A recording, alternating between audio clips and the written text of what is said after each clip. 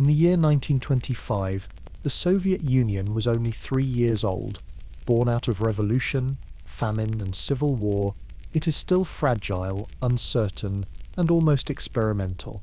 4 republics, Russia, Ukraine, Belarus, and the Transcaucasian Federation, have been stitched together under one banner. The new leaders speak in booming voices of progress, equality, and a radiant future.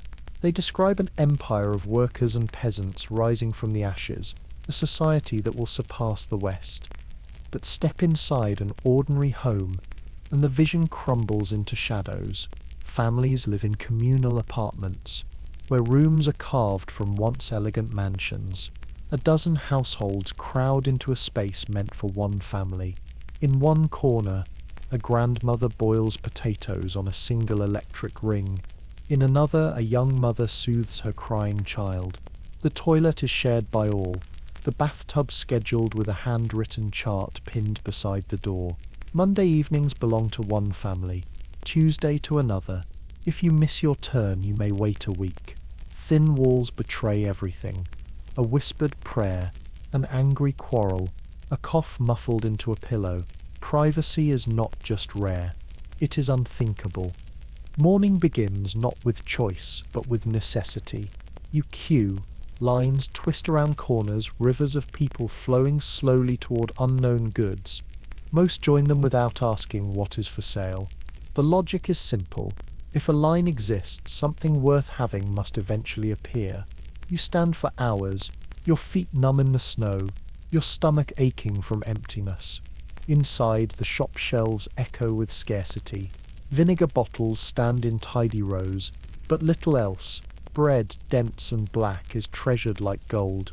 Sugar appears occasionally, butter even less. Every person carries a netted string bag, the avoska tucked into a coat pocket. Its name comes from the word avos, meaning perhaps or maybe. Maybe today the store will surprise you. Maybe sausages will arrive, or soap, or cheap shoes. The avoska is always ready, its empty mesh heavy with the possibility of something. A Western audience might think of reusable shopping bags as a sign of environmental awareness. Here it is a sign of survival. At home, the kitchen is both battlefield and sanctuary. Families fight over stove space, pots clanging against each other. The smell of boiled cabbage hangs in the air, clinging to clothes, to walls, to hair. Meat is so rare that a thin broth flavored with bones becomes a feast. If you are lucky enough to have herring, you cut it into the thinnest slices possible, stretching it across the bread so each bite carries a trace of salt. Propaganda paints another picture. Posters decorate the streets, bright red and yellow, filled with smiling workers, strong women, and fields bursting with grain. Radios installed in squares and factories boom with speeches about abundance and triumph. A new future, they say, is arriving.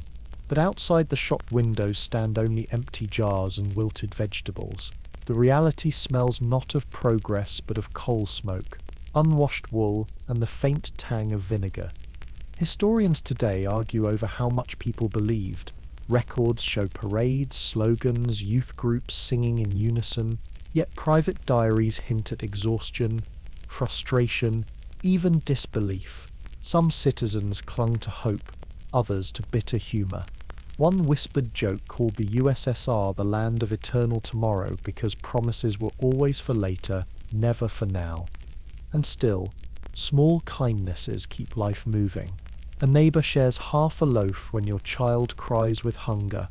An old woman stitches a patch on your coat with hands stiff from arthritis. A boy offers to hold your place in line while you fetch a bucket of water. These gestures, fleeting but sincere, weave a thread of warmth through the grey fabric of daily struggle. The paradox is everywhere. Speeches thunder of tractors and harvests. But in villages, peasants pull ploughs themselves, their shoulders straining like animals. Cities dream of steel and electricity, but light bulbs flicker, and machines break down for lack of spare parts. Soap is rationed, shoes are mended again and again, until soles are thin as paper. Children chalk slogans on blackboards. yet they write them with fingers raw from the cold. If you enjoy these stories, a like or a subscription means more than you think. It directly supports the channel and keeps these long journeys alive. Now settle deeper into your blankets. Let your breath slow, and together we'll slip into the journey. The corridor stretches before you. The paint peels in long strips, curling like old parchment. Damp coats drip steadily from a row of hooks, puddles spreading slowly on the floorboards.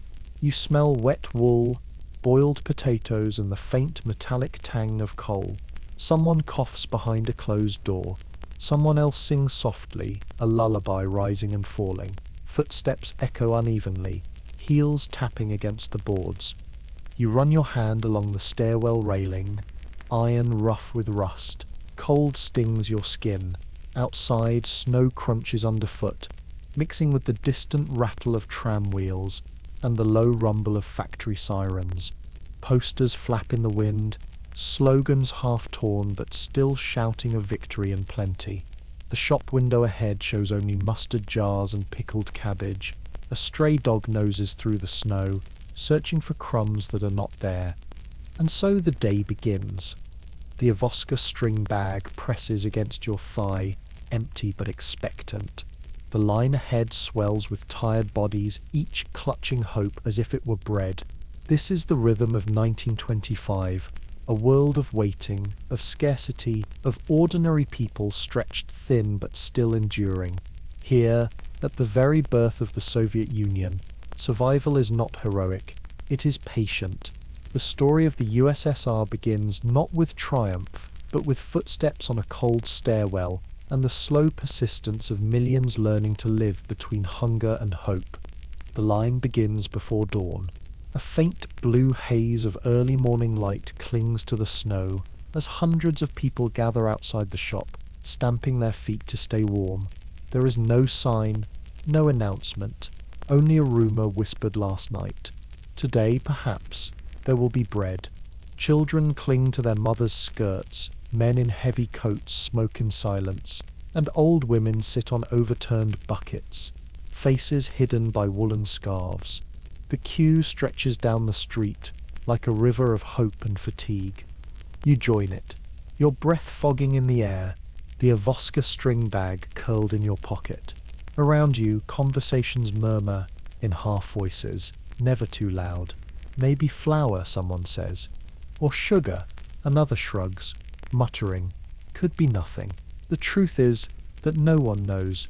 That is the strange rhythm of the USSR in the 1920s. You wait first, then discover what for. The hours crawl. You shift your weight from one foot to the other, the cold seeping up through worn boots. From a distance, the shop looks lifeless. Shutters closed, the window empty. Yet the line does not disperse, because sometimes, without warning, a delivery arrives. A truck rumbles down the street, crates unloaded by men with stiff arms and stone faces. Heads lift, spines straighten. You lean forward, squinting to see. Bread, yes, loaves of dense black rye, stacked high. A murmur ripples through the line like wind through dry grass. Inside the shop, the air is heavy with yeast, flour, and damp wool. The shelves are nearly bare except for the bread, but still the smell is intoxicating. The clerk behind the counter shouts, "1 loaf per person." His voice is firm, his eyes tired. You step forward inch by inch, your stomach tightening with every advance. When your turn comes, the loaf is warm in your hands, its crust thick, its weight both comfort and promise. For a moment you forget the hours of waiting. Bread is more than food. It is survival, currency, ritual. Families slice it thin to stretch across the week. Mothers tuck crumbs into children's pockets as small treasures. Old men dip crusts into tea, letting them soften slowly before chewing. On holidays, bread is paired with salt, the ancient Russian gesture of welcome. But in the Soviet 1920s, bread also carries fear. The memory of famine still lingers, the warning of hunger always near. In the city, Bread comes through queues, through patience, through rumor. In the village, it comes through the soil. Shift your eyes now, far from the city streets. In a peasant hut, dawn glows weakly through a frost-rimmed window. A woman pulls on boots patched with string, her hands rough with work. She kneads dough with slow determination, flour dusting the table like snow. The smell of baking fills the small izba, mixing with smoke from the stove and the earthy scent of stored potatoes. Children stir under wool blankets, noses red from the cold, waking to the promise of fresh bread. Here in the countryside there are no long queues, but scarcity cuts differently. The government has begun demanding grain requisitions, quotas to feed the cities, quotas to build the new socialist state. For peasants, this means less food on their own tables, fewer loaves in their own ovens. Stories circulate of barns emptied by officials, of families hiding sacks of flour beneath floorboards. Some historians claim these were isolated incidents. Others argue they were widespread. But all agree fear crept into every harvest, every oven, every mouthful of bread. The bread in your hands tastes different depending on where you stand. In the city, it is victory snatched from scarcity. In the village, it is both nourishment and loss, a reminder of grain taken away. And for those in the corridors of power, bread is no struggle at all. Party officials and factory directors step into closed shops, special distribution points, where shelves gleam with sausages, butter, even caviar. Behind those doors, the word shortage does not exist. Yet even there, whispers of anxiety remain. No one trusts that abundance will last. You return home with your loaf, cradled like treasure in your arms. The stairwell smells of damp coats and boiled cabbage. Neighbors glance at your bag, eyes flickering with curiosity and envy. Behind one door, a child wails. Behind another, someone laughs. The sound muffled but sincere. In the kitchen, the loaf is placed on the table with ceremony. Knives are sharpened. Crust is sliced. Crumbs gathered carefully. A piece is handed to each person. Silence falls as mouths chew slowly, reverently. Bread holds memory. For the elderly, it recalls the famine of 1921, when millions starved and every crust meant life or death. For the young, it carries promise, a symbol of a new world of abundance just out of reach. And for you, it is simply today's survival, bought with patience, endurance, and aching feet. Later, in the quiet of evening, the loaf is wrapped in cloth, hidden away as if it were gold. Tomorrow, the lines will form again. Tomorrow, the wait will begin anew. This is the cycle that defines daily life. Not the speeches on the radio, not the posters on the walls, but the simple, endless pursuit of bread. And so you settle into bed with the taste still on your tongue, the crust sharp against your teeth, the inside soft, faintly sour, strangely sweet. A reminder that in this world survival is measured not by wealth or ideology, but by whether you can carry a loaf safely home. The years 1925 to 1928. The Soviet Union is still young, but its countryside is ancient, bound to rhythms older than the state itself. The revolution has shaken cities, but here in the villages, change moves more slowly, carried on wooden carts and whispered across fields. Life is measured not by speeches on the radio, but by the sun rising over frost-bitten earth, by the call of roosters, by the creak of worn boots on frozen ground. If you enjoy these stories, please subscribe and leave a like. It means a lot to me and helps keep the channel alive. You wake in a wooden hut, the izba, where smoke from the stove curls into the rafters.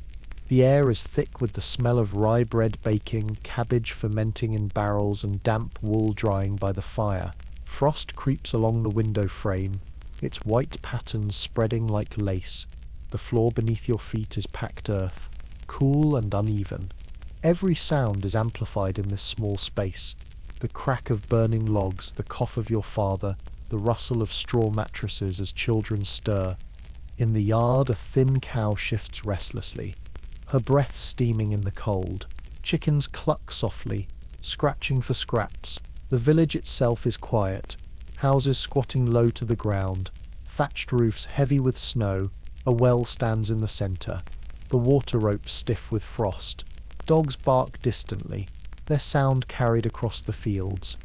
Breakfast is coarse but filling: black bread, salted cucumbers, maybe a spoon of kasha, if there is enough grain. Tea is brewed, not with real leaves, but with dried herbs gathered in summer. You sip slowly, hands wrapped around the steaming cup, feeling the warmth seep into your stiff fingers. Hunger is constant here, but not as sharp as in the city. Instead, it is dulled by routine, by the acceptance that food is never plentiful but always eked out. Work begins with the land.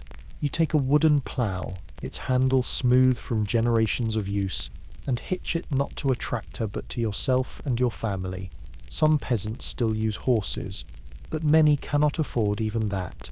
Shoulders bend, muscles strain, earth resists. The soil is heavy, clods breaking unevenly, but each furrow is a promise of survival. Women follow with baskets of seed, scattering grain with steady hands. Children chase behind, laughing briefly before being pulled back to work. The seasons dictate everything. Spring is muddy, endless boots sinking into earth. Summer brings swarms of insects, buzzing thick in the heat. Autumn is harvest, the air smelling of straw and sweat. Winter is silence and endurance, nights long and dark, the izba filled with smoke and whispered prayers for enough food to last until thaw. But in these years, another rhythm overlays the old one: the presence of the state. Officials arrive to collect grain quotas, demanding a portion of every harvest for the cities. Some peasants comply reluctantly, handing over sacks under watchful eyes. Others hide their grain, burying it beneath floorboards or storing it in secret pits dug into fields. Rumors spread of barns raided, of punishments for hoarding. Historians debate how widespread these seizures were in the mid-1920s, but in memory they loom large, creating a constant shadow over every harvest. The contrast with city life is sharp. In the countryside you do not stand in endless queues for bread. You make it yourself. The smell of baking fills the izba, warm and earthy. Yet the bread here is not freedom, it is obligation. Much of it is destined for others, measured and weighed by officials. The loaf on your table is never guaranteed. There are differences, too, between the lives of ordinary peasants and those with connections. The village party secretary may live in a larger house, his barn fuller, his children better dressed. He attends meetings in town, speaks of progress and collectivization. For him, the new Soviet order brings status. For most, it brings uncertainty, and the fear that tomorrow's harvest may not belong to them. And yet, life in the village is not only hardship. There is music and accordion wheezing at weddings, voices rising in folk songs that stretch back centuries. There is laughter, children sliding on frozen ponds, chasing each other with sticks, inventing games out of nothing. There is solidarity, neighbors sharing tools, women gathering to help each other bake, men repairing roofs together before the first snowfall. In these gestures the village survives, not through ideology but through community. Night falls early. The sky deepens to violet. Stars glitter sharp in the frost. Inside the izba, the stove glows red, casting shadows across wooden beams. Families huddle together on benches and straw beds, bodies pressed close for warmth. The smell of smoke clings to hair and clothes. Someone tells a story, voice low and steady, about battles long past or spirits in the forest. Children listen, eyelids heavy, slipping into sleep as embers crackle softly. Beyond the walls, the world changes. Radios in cities blare speeches, factories roar, parades march, but here the only sound is the creak of the roof under snow, the faint howl of a distant wolf. The Soviet Union may be 3 years old, but the village feels centuries older. It holds its breath, balanced between past and future, uncertain which will claim it. If you enjoy these stories, please subscribe and leave a like. It means a lot to me and helps keep the channel alive. The years 1925 to 1928 will not last. Soon pressure will mount, policies will tighten, and the countryside will be pulled into storms it cannot escape. But for now, in these first years, life is measured in bread baked, fields ploughed, and children fed. Ordinary survival is the greatest achievement, and every morning begins with the same quiet prayer, may there be enough. The years 1928 to 1932, the Soviet Union steps into a new phase, louder and harsher than before. Factories rise like iron forests, their chimneys pouring black smoke into the air.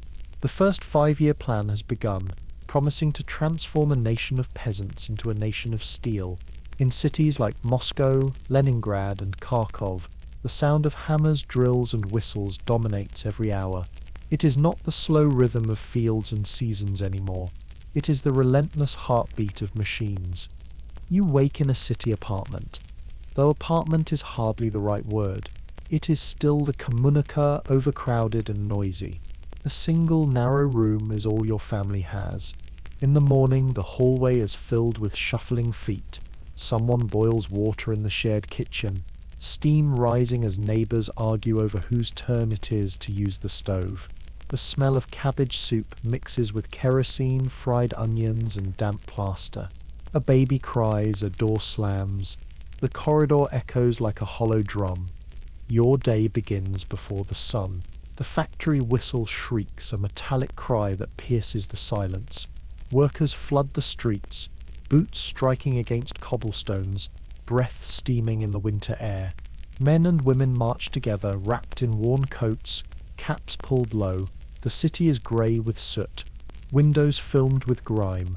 Posters of Stalin and Lenin loom from every wall, their eyes following you as you walk. Inside the factory, heat smothers you. The air is thick with smoke, oil, and the bitter tang of molten metal. Sparks fly from welding torches, clanging echoes from every corner. You grip tools until your palms ache, sweat running down your back even in midwinter. The machines roar without pause, drowning out voices. Orders barked by foremen cut through the noise. Faster, higher quotas. This is the essence of the first 5-year plan. Production targets are set impossibly high, and yet you are told to meet them no matter the cost. Miss a quota, and you are branded lazy, a saboteur, even an enemy of the people. Some push themselves to exhaustion, desperate not to fall behind. Others fake numbers, scribbling inflated results on paper. Everyone knows the truth, but no one dares speak it aloud. Outside, the city grows restless. Shops are bare again, queues longer than ever. As factories consume resources, ordinary citizens find themselves scraping for basics. Meat is nearly absent, butter rare, shoes wear thin, patched again and again. Yet propaganda sings of abundance. Posters show smiling workers with overflowing baskets. Radios declare that the Soviet Union is surging ahead. The contrast is so sharp it almost burns. Children, too, are caught in this rhythm. At school, they sit beneath portraits of Lenin, chanting lessons about collective farms and glorious industry.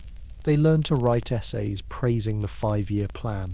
At night, they share crowded rooms with siblings, their homework lit by smoky lamps. Some dream of airplanes and steel bridges, visions of progress that fill textbooks. Others simply dream of an orange, or a piece of candy, luxuries they may never taste. Not all lives in the city are the same. There are those with privilege, party officials, factory directors, engineers loyal to the state.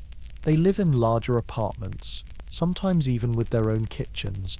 They shop in closed stores, special distribution points, where shelves carry sausages, butter, even imported delicacies.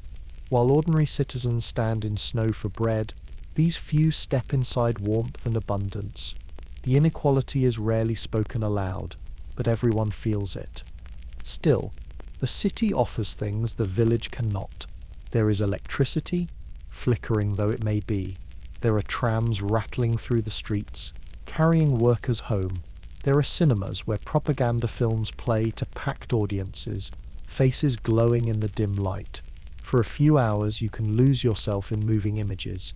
Heroes of industry, glorious harvests, battles won on screen. The illusion is strong, even comforting.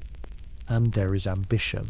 Some workers become Stakhanovites, models of overachievement, their names shouted in newspapers and meetings. They push beyond quotas, hailed as heroes of labor. Others resent them silently, knowing the pressure they create for everyone else. Historians later debate whether these heroes were true examples or carefully constructed myths. For you, they are both inspiration and burden. The city breathes urgency. Every step, every hour, is directed toward progress. The cost is visible in tired faces, in coughing lungs, in fingers bandaged from factory accidents. You feel it in your own body, the ache in your back, the ringing in your ears after a day surrounded by machines. But there is also pride, because the world is changing, and you are told that you are part of history itself. At night, the smoke lingers, drifting between buildings like a second skin. In the communal, you return to the same shared kitchen, the same quarrels over stove space. The bread you carried home is placed carefully on the table, sliced thin. Neighbors pass in the hallway, shadows flickering beneath the bare bulb. Somewhere in the distance, another factory whistle blows, announcing the start of the night shift. The city never sleeps. From 1928 to 1932, this is your world: noise, smoke, grey skies, and relentless work. The fields of the countryside fade into memory, replaced by chimneys and steel. Life is harder in some ways, but it carries a strange momentum. The Soviet Union is racing forward, demanding everything from you, promising that the sacrifice will one day be worth it. And so you close your eyes in the crowded room, hearing the muffled cough of a neighbor through thin walls. The smell of oil and smoke clings to your hair. Outside, the snow glows faintly under street lamps, and the posters watch you still, silent witnesses to both exhaustion and belief. The years 1932 to 1935.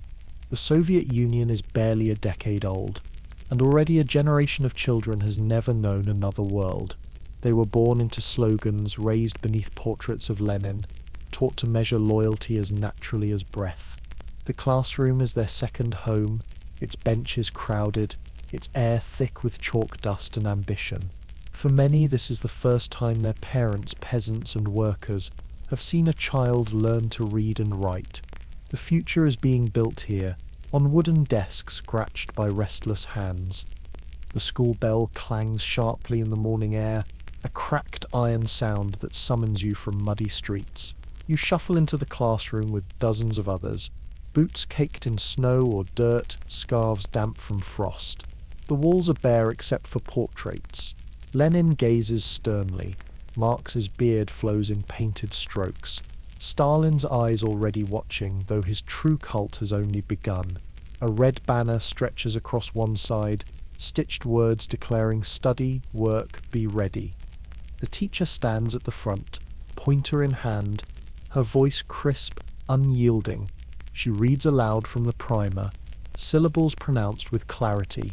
"We are not slaves," the children repeat. Their voices rise in uneven chorus, some high and eager, others tired and shy. Chalk squeaks against the blackboard. The room smells of ink, wool, and faint cabbage from lunches wrapped in cloth. You sit stiffly, wooden bench pressing into your back. Your fingers clutch a pen, if you are lucky enough to have one. Ink stains bloom on your nails. If not, you scratch with pencil stubs, words uneven but determined. Writing is an act of pride, every letter a step away from the illiteracy that chained your parents. Yet the lessons are not only grammar and numbers, they are lessons in loyalty. Each day begins with slogans. "Thank you, Comrade Stalin, for our happy childhood." The words are recited by children who know hunger, who share coats, who carry bread crusts in pockets, but they speak them anyway, voices rising in ritual. The pledge to Lenin's memory, the songs of the young pioneers, the rhythm of marching in the schoolyard, all are woven into learning, inseparable from the act of growing up. In 1932, Famine still stalks the land, especially in Ukraine and parts of the countryside. Officially, the crisis is barely mentioned. Unofficially, you hear whispers. Children fainting at their desks, bellies swollen from hunger. Teachers insist on optimism, but the empty lunch pails say otherwise. Some bring nothing at all, waiting for the thin ladle of soup served at school canteens. Others chew on black bread, hardened like stone, savouring every bite. The contrasts are sharp even among children. The son of a party official arrives in polished boots, his lunchbox holding sausage and butter. He sits straighter, answers confidently, praised for his diction. The daughter of a labourer hides her shoes, patched with rags, her face pale with malnutrition. Both chant the same slogans, both raise the same hands in salute, yet the difference between them is already carved deep. Recess brings relief. The yard fills with shouts, games of tag, snowballs flying in winter, dust clouds rising in summer. Boys carve wooden toys, spinning tops or crude airplanes, while girls skip rope, their laughter brief but real. Children chase each other, oblivious for a moment to hunger or politics. But even play is not free from ideology. Pioneers march in lines, red scarves fluttering, songs echo, always ready, always forward. The rhythm of childhood is the rhythm of the state. Teachers hold power not only over lessons but over loyalty. A careless word at home, repeated at school, can bring consequences. Children are encouraged to report on parents, neighbours, even friends. Some do so proudly, believing they are serving the revolution. Others whisper secrets carefully, afraid of being overheard. The classroom is not only a place of learning, it is a stage where trust and fear intertwine. Still, for all the pressure, education is transformative. For the first time in centuries, entire villages see children reading newspapers aloud to their families, solving arithmetic problems their parents cannot grasp. Libraries open, small but precious. A single book passes from hand to hand, its pages worn thin. Knowledge spreads like light, fragile but unstoppable. At home, homework is done by candlelight, ink freezing in winter cold. Brothers and sisters crowd around one table, elbows bumping. Mothers scold gently, fathers nod with pride. Outside, the streets are dark. Footsteps echo against walls, dogs bark distantly. But inside, the child scratches letters, shaping a future imagined by the state but also their own. By 1935, a phrase grows louder: Stalin's children.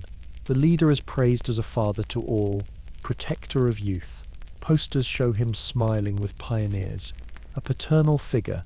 In classrooms, children sing songs of gratitude, their voices rising like prayer. Whether they truly believe or simply repeat is uncertain.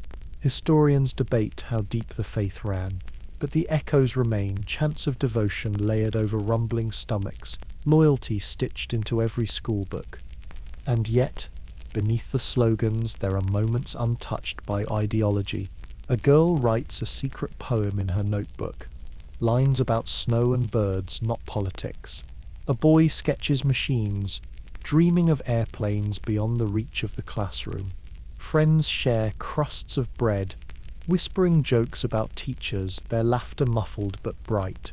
Childhood finds its way through cracks like weeds breaking stone. Night comes, and the classroom empties. Desks stand silent, chalk dust settling. The portraits of Lenin and Stalin watch the darkness. Outside, the city hums with factory whistles, cues, and arguments. Inside, the echoes remain, the chant of children's voices, uneven but determined, weaving loyalty and hunger into one. From 1932 to 1935, this is the world of Soviet childhood, sharp with fear, heavy with duty, yet not without hope. It is a world where learning to read is both liberation and indoctrination, where play carries the weight of politics, where a red scarf can feel like both pride and chain. And through it all, the sound endures, the echo of syllables, of chalk on blackboards, of children repeating words that are both their own and not their own. The years 1935 to 1938. The Soviet Union is tightening under Stalin's rule. Factories expanding, fear deepening, and yet a new presence grows in daily life. The radio, wooden boxes mounted high on walls, tinny speakers in public squares, crackling voices in kitchens and corridors. For the first time, the state speaks directly into your ears, no matter where you live. The radio is not just technology, it is the heartbeat of a new society, pulsing through static, whispering, commanding, promising. In the city, every communal kitchen has one mounted high on the wall. A squat wooden box with cloth stretched across the speaker, its wires trailing like veins into the plaster. It cannot be switched off. The knob controls only volume, never silence. At dawn, its voice startles you awake. A man's baritone, clipped and firm. Comrades, the plan is ahead of schedule. The harvest exceeds expectations. The enemies of the people are exposed. His words ride the crackle of poor reception, each syllable slightly distorted, but unmistakable. The kitchen fills with neighbours. Some lean in, nodding at every announcement. Others stir pots of cabbage soup, their eyes fixed on the stove, but their ears turned toward the voice. Children sit cross-legged on the floor, mouths sticky with crumbs, repeating phrases they don't fully understand. The smell of boiled potatoes, smoke, and wet wool mixes with the metallic hum of the radio, a scent and sound that become inseparable. News flows constantly, speeches, decrees, heroic tales of workers exceeding quotas. Yet not all broadcasts are stern. Music drifts through static, brass bands blaring triumphantly. Folk songs reimagined for mass choruses, even opera arias echoing faintly. On evenings when factories finally rest, families sit close, listening together, their shoulders brushing. For a few moments, exhaustion lifts, replaced by melody. But the radio is also a messenger of fear. In these years, the Great Terror spreads across the land. Announcements list the names of arrested enemies, former officials, teachers, even ordinary workers accused of sabotage. You hear familiar surnames, ones whispered in hallways. A neighbour stiffens, glancing at the door. Children stop mid-bite, listening wide-eyed. The voice on the radio is calm, relentless, certain. There is no appeal, no explanation, only accusation, and then music swells again, as if nothing has happened. In villages, the radio is rarer, but no less powerful. Loudspeakers are set up in squares, mounted on poles. Peasants gather after work, boots muddy, hands calloused, heads tilted upward to catch the crackling words. Sometimes the sound cuts in and out, wind carrying syllables away, yet even broken fragments are enough. Promises of tractors, denunciations of kulaks, orders for grain quotas. Elderly villagers, half-deaf, nod slowly, muttering prayers beneath their breath. Children chase each other around the pole, but even their games pause when the voice grows louder, commanding silence. Historians debate how deeply people believed the broadcasts. Some remember feeling pride, hearing that their nation was strong, unstoppable, reaching the heavens. Others recall suspicion, knowing the gap between radio words and empty shelves. Yet whether believed or doubted, the radio could not be ignored. It was the state-made sound, flowing into every ear, unavoidable. There are moments of quiet rebellion. In some apartments, neighbours turn the volume low, so only faint murmurs reach the room. In others, jokes spread quietly. Imitations of the announcer's pompous tone, parodies whispered under blankets. But such humour is dangerous. Children are taught to repeat slogans at school. One careless remark repeated by an eager pioneer can bring trouble to a family, so the laughter is hushed, hidden, folded into the night. And yet, the radio also brings comfort. On winter nights, snow falling heavy against the windows, families huddle close, listening to fairy tales read aloud for children. The voice softens, the static gentles, a story of a brave soldier, a kind girl, a magical horse.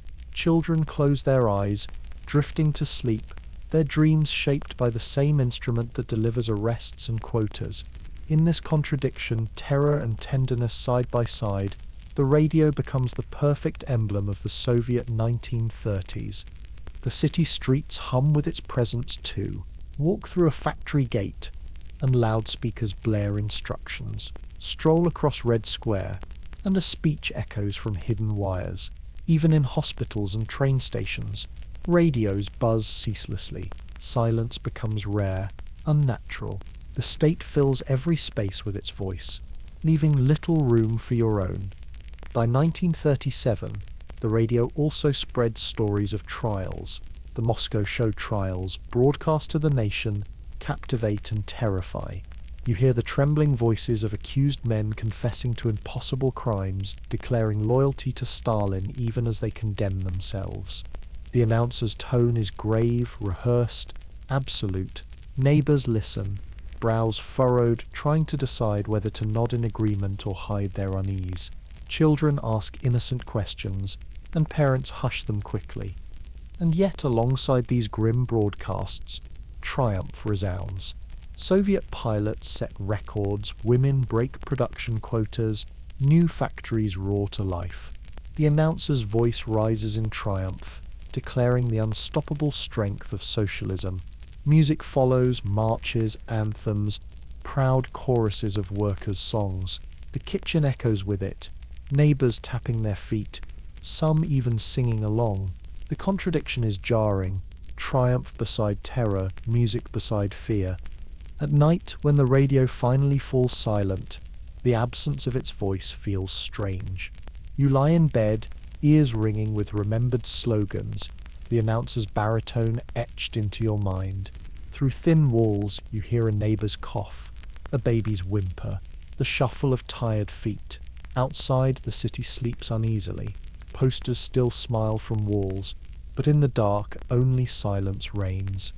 From 1935 to 1938, the radio defines life. It is teacher, entertainer, judge, and executioner. It sings you lullabies and names your enemies. It promises abundance while you chew stale bread. It unites millions in shared sound while isolating them in private fear. And its whispers linger long after the static fades, filling your dreams with voices you cannot escape. If you enjoy these stories, please subscribe and leave a like. It means a lot to me and helps keep the channel alive. The years 1936 to 1938. The Soviet Union is alive with parades and fear at once. On paper, these are triumphant years. The new constitution promises rights, the factories break records and workers march in banners of red.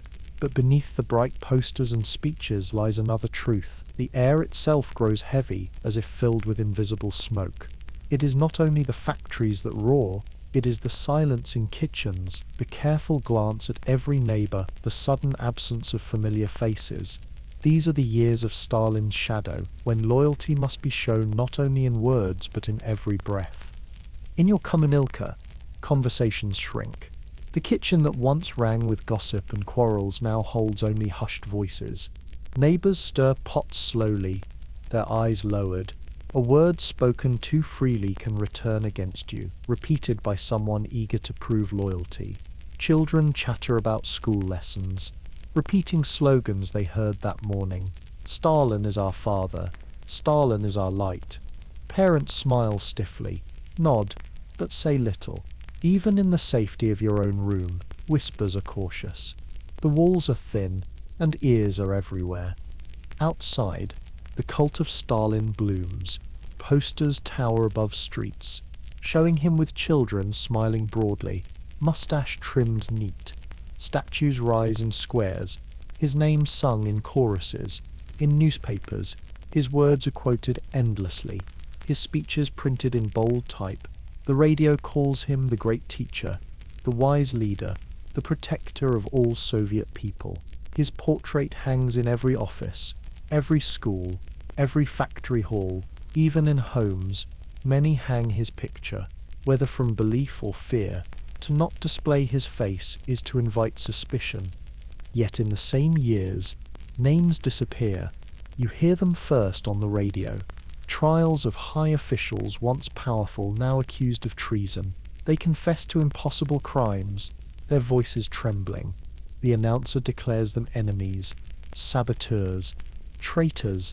Then you notice smaller disappearances. A neighbor, gone overnight. A teacher replaced suddenly, her desk empty. In the factory, a foreman no one mentions anymore. People explain it with simple phrases. He was taken. She was arrested. Rarely more. Questions are dangerous. Night becomes the time of dread. The knock on the door, sharp, sudden, echoing through stairwells, freezes everyone in place. Boots on the steps, voices low but commanding. Sometimes they pass by your door, sometimes they stop. A neighbor's door swings open, belongings hurriedly collected. Footsteps descending. You listen, breath shallow, heart pounding. When the stairwell falls silent again, you do not speak of it. The absence the next morning is explanation enough. Historians later argue about numbers, about motives, about how many were guilty, how many innocent. But for those living in 1937, statistics do not matter. What matters is the fear in every glance, the knowledge that anyone could vanish. The friend you shared tea with, the woman who taught your child to write, the man you borrowed tools from. Loyalty cannot protect you. Even party members fall, their photographs suddenly cut out of group portraits, faces scratched away. And yet, life continues.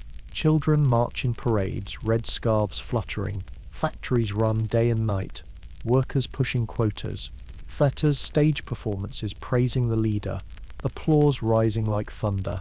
In cinemas, newsreels show Stalin smiling, raising his hand to crowds. People clap, cheer, chant his name.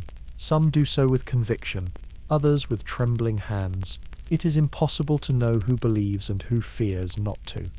In the village, the shadow stretches too. Farmers hear of neighbors branded kulaks, their land seized, their families sent away. Meetings gather in barns or halls, names read aloud. Those accused rarely return. The silence that follows is deeper than any winter night. Yet in the fields, work must go on. Cows must be milked, grain harvested, bread baked. Even as fear coils around the village, life insists on its rhythm. Inside homes, small acts of care continue. A mother tucks bread into her child's pocket before school. A neighbor shares soup with a widow left alone. In these moments, humanity resists the weight pressing down, but even kindness must be cautious. Too much compassion for someone accused can draw suspicion onto yourself. The language of daily life changes. Phrases shift.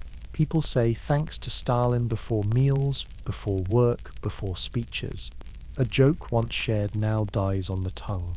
Words become careful, polished, repetitive. Silence becomes a form of safety. You learn to measure every sentence, to gauge who is listening. The shadow teaches you to act before you think, to nod before you feel. And still, Stalin's presence grows almost intimate. In school, children recite poems calling him their father. In factories, workers cheer his name at meetings. In private rooms, his portrait hangs beside family photos, as if he too were a relative. Whether from devotion or fear, his face is everywhere, his shadow inescapable. At night, you lie awake, listening for footsteps in the stairwell. The ticking of the clock grows louder, every second stretched. Your mind replays the radio announcements, the trials, the speeches. You wonder if your name could ever appear on that list, if someone has whispered against you. The darkness feels heavy, pressing against your chest. Only the steady breathing of your family beside you keeps you anchored. From 1936 to 1938, this is life in the Soviet Union. Parades by day, silence by night, cheers in public, fear in private, Stalin's smiling face on every wall, his shadow in every thought. The future is promised in loud voices, but the present is lived in whispers, and so you move carefully, each word measured, each gesture deliberate, knowing that survival depends not only on food or work, but on silence itself. The years 1938 to 1941. The purges have thinned, but their shadow remains heavy. Families still lower their voices, neighbours still glance carefully at each other, and portraits of Stalin still watch from every wall. Yet even in this climate of fear, people find ways to reach for one another. In small kitchens, in stairwells, on factory floors, gestures of quiet solidarity pass like secret messages. They are not recorded in newspapers, not shouted from radio loudspeakers. They live in whispers, in shared crusts of bread, in the touch of a hand. Morning begins with routine. In the communal car you queue for the stove, waiting your turn to boil water or fry onions. The hallway smells of kerosene, damp plaster and cabbage. Neighbours pass without words, nodding briefly. But sometimes, when no one else is watching, someone presses a potato into your palm, muttering, "Take it, we have a little extra." You nod, gratitude tight in your throat. Such exchanges are risky. Too much generosity towards someone whose loyalty is questioned can be read as sympathy for enemies. But hunger outweighs caution, and kindness finds its way. On the factory floor, the noise of machines drowns ordinary speech. Amid the hammering of steel and hiss of steam, you feel a tap on your shoulder. A fellow worker slips you a ragged pair of gloves, his only spare. "Keep them," he mouths.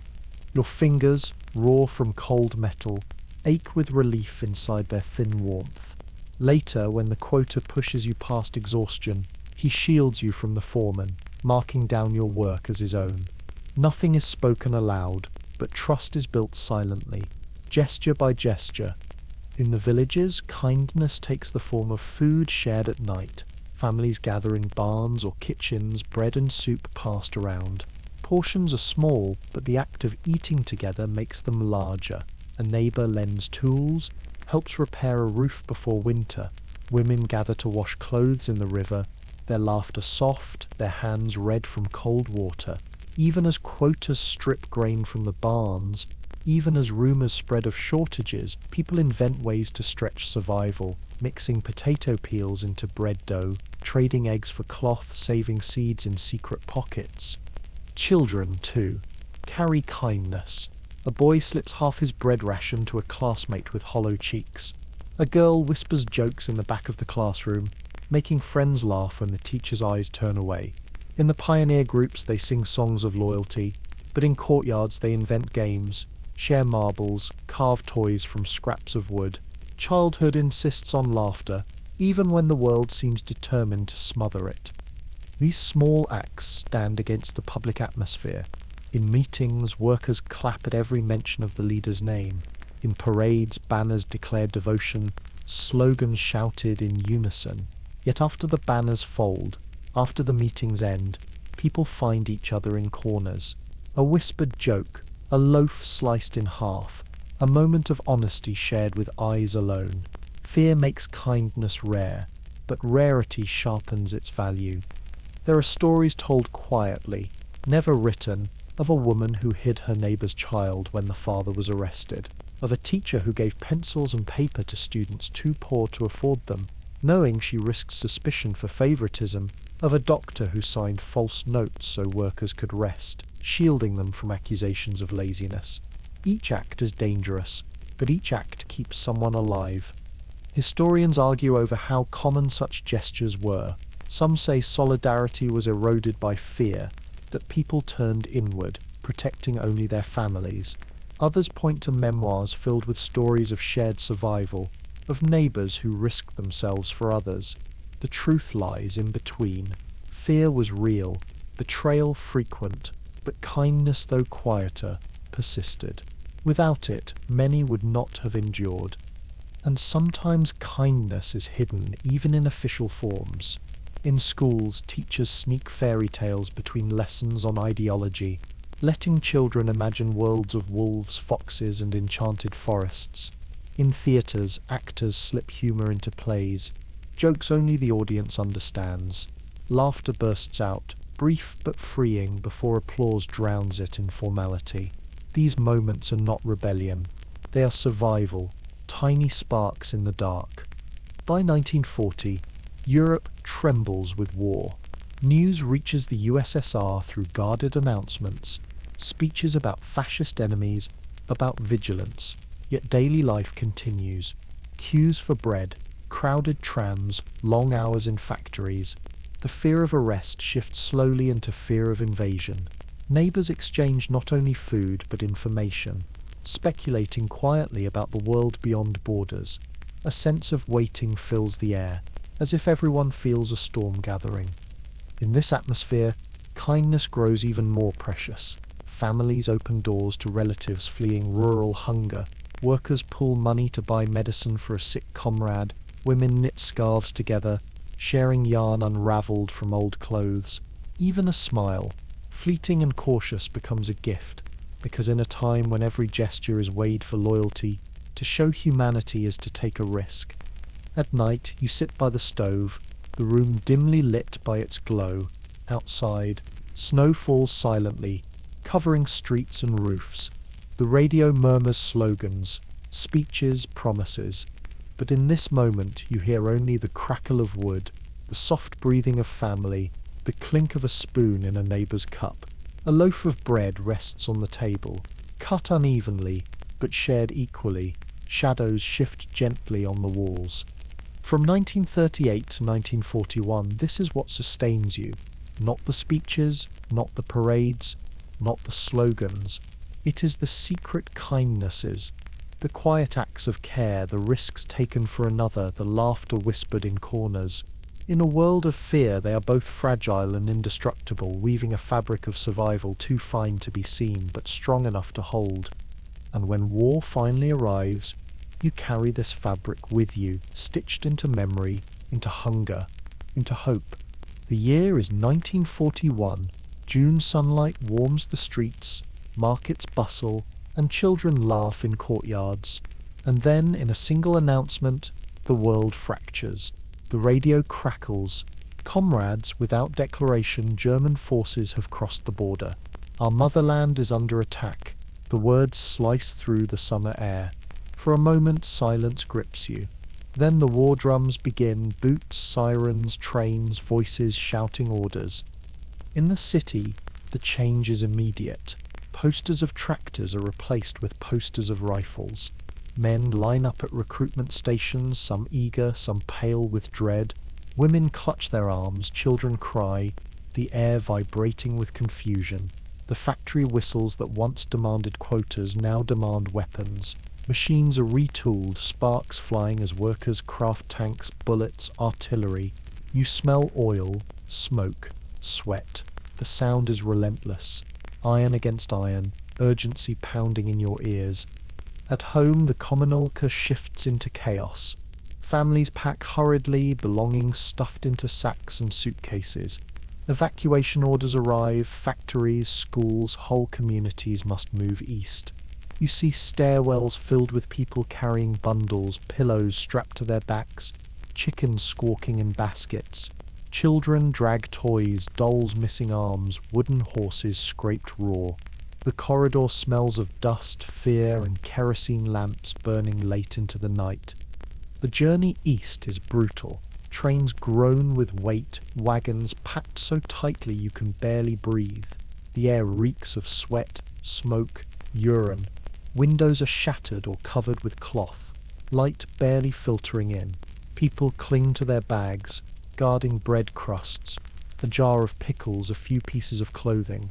Babies wail, mothers hush them with dry breasts.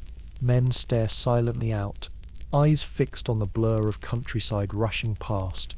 Soldiers ride alongside, rifles across their knees. At stations, chaos reigns. Shouting guards, scrambling civilians, whistles shrieking. You hear gunfire in the distance, faint but real, like thunder too close to ignore. Not everyone evacuates. Some remain in cities, trapped by advancing forces. Bombs fall suddenly, tearing streets apart. The ground shakes, glass shatters, smoke rises in black pillars. You huddle in basements, walls trembling, air thick with dust. Children cry in the dark, clinging to their mothers' skirts. Candles flicker, casting long shadows on damp stone.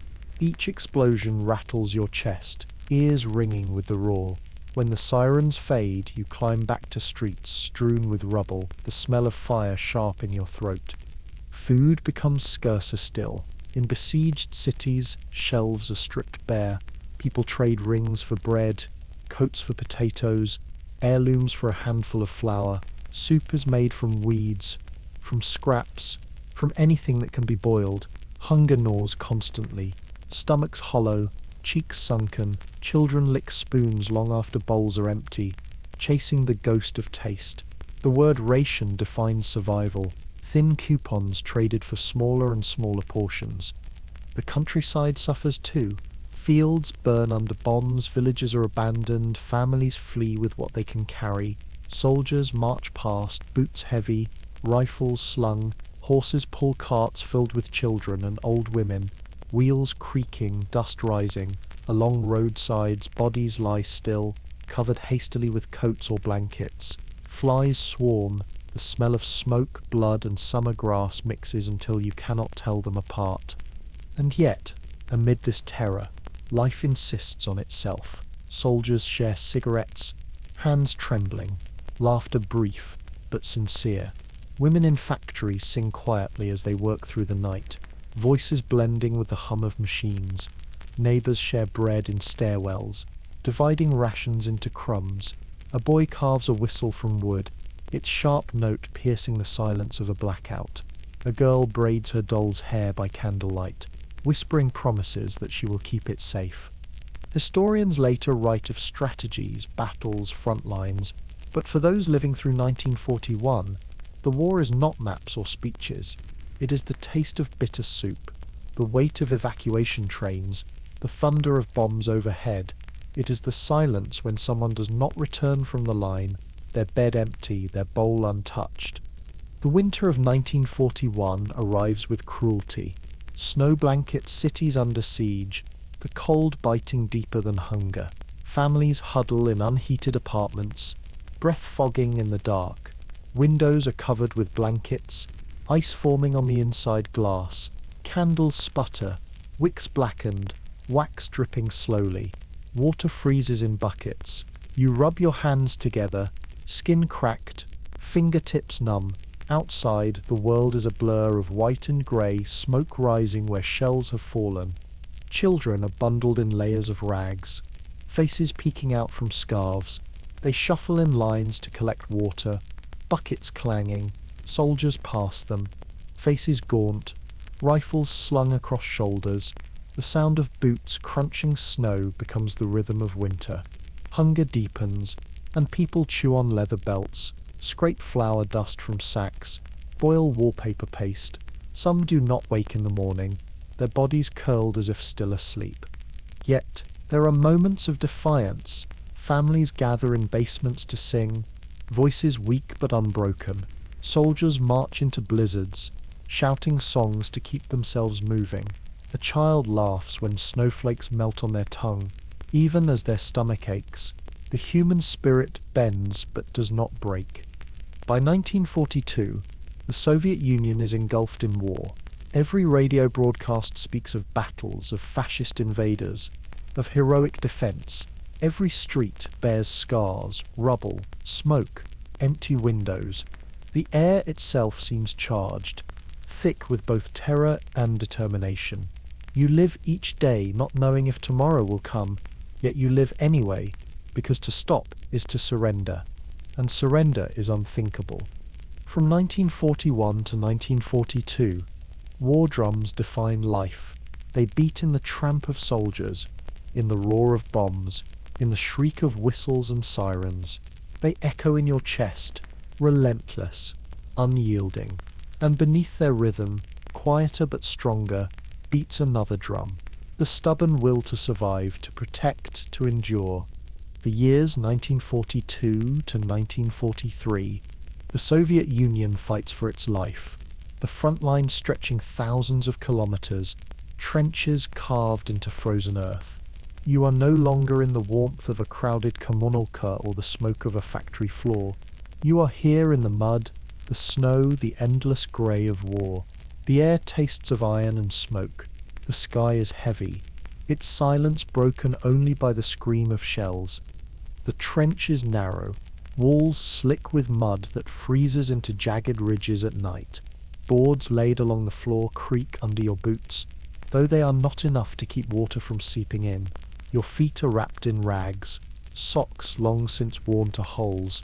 Frost bites through leather, skin numb, toes raw, breath clouds in the air, mingling with the steam of dozens of other bodies pressed close.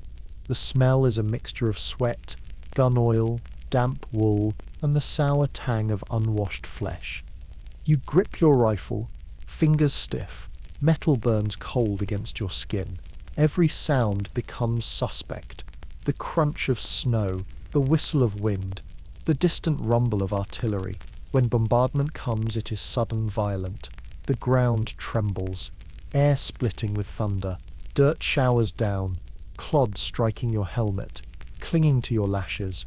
You crouch lower, heart hammering, ears ringing until the world is nothing but roar. Then silence, heavier than the noise itself, presses down. You wait for the next strike, unsure if it will come. Hunger follows you like a shadow. Rations are thin, a piece of black bread, a spoon of thin cabbage soup, sometimes salted fish if you are lucky. Soldiers chew slowly, savouring each bite as if it might be the last. Crumbs are collected carefully, licked from fingers. Cigarettes are currency, smoked slowly, shared between comrades, traded for favours. In rare moments when a supply train reaches you, you taste sweetness. A cube of sugar, a splash of vodka, a sliver of sausage. These moments shine brighter than medals. Sleep comes in fragments, stolen between shifts. You curl into yourself, coat pulled tight, helmet resting against wood. Dreams are brief, often interrupted by the slap of orders or the shriek of shells. Some dream of home, mothers stirring soup, children chasing each other in courtyards, the sound of tram wheels on cobblestones. Others dream of nothing, their bodies too exhausted for memory. Fear is constant, but it is not solitary. Around you are men as tired, as cold, as hungry as you. They share jokes, whispers, curses. They pass cigarettes, trade scraps of food, tell stories in hushed tones. One man describes a fishing trip before the war, his voice soft, eyes far away.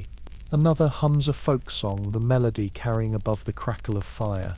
You find comfort in their presence, in the knowledge that someone else's heart beats beside yours. In the frozen steppe, battles erupt like storms.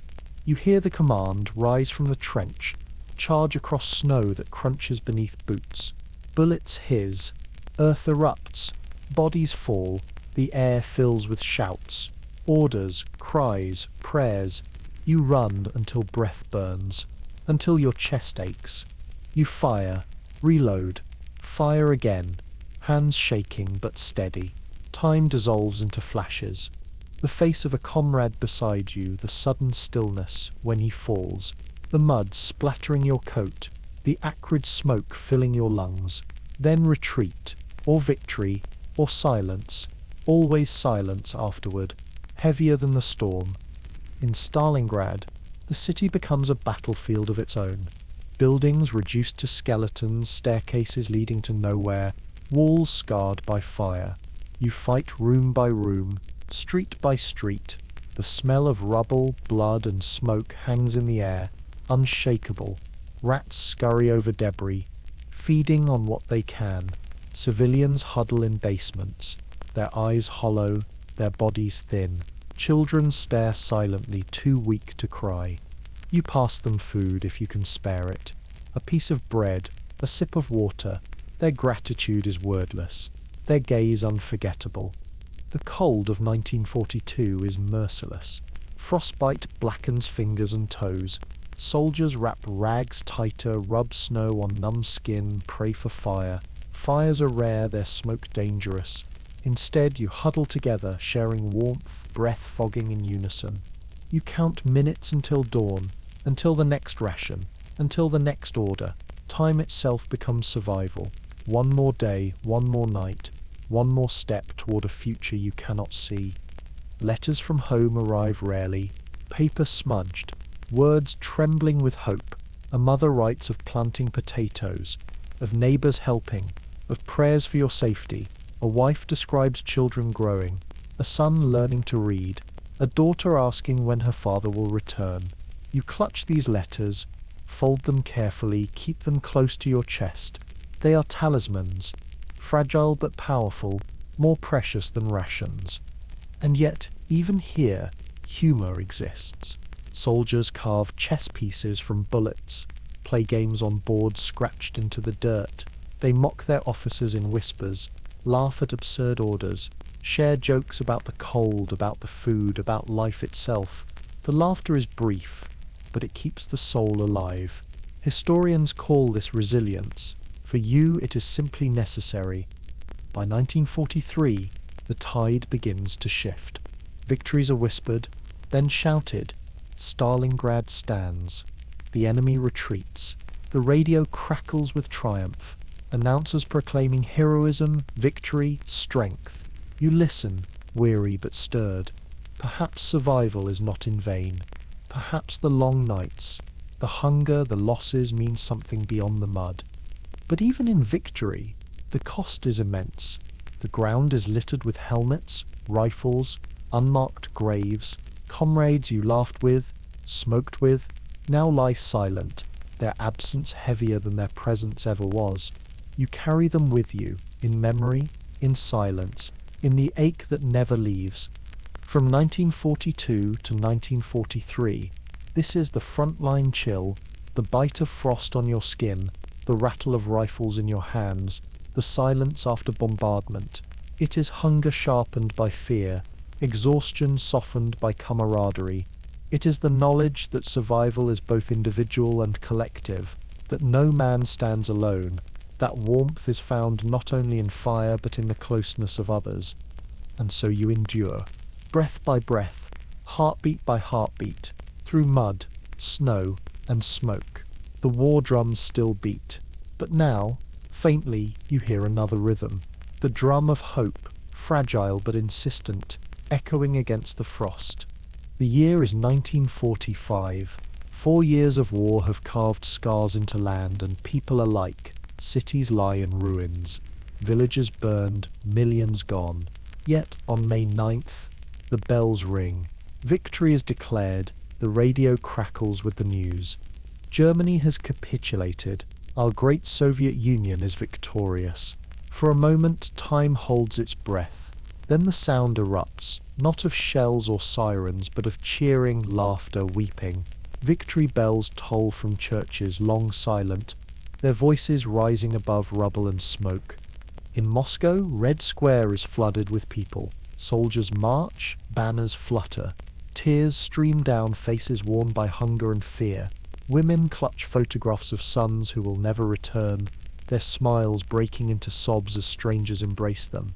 Men in uniforms stained with dust lift children onto their shoulders, their eyes shining with both triumph and grief. The air smells of smoke and sweat, of flowers suddenly appearing in hands, of bread broken and shared openly in the streets. Fireworks crackle in the night, bursts of color against a sky too long filled with planes and fire. In Leningrad, a city starved and scarred, crowds gather by the Neva River.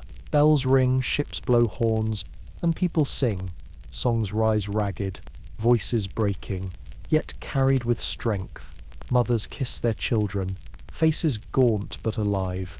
Old men remove caps, crossing themselves openly for the first time in years. Tears freeze on cheeks.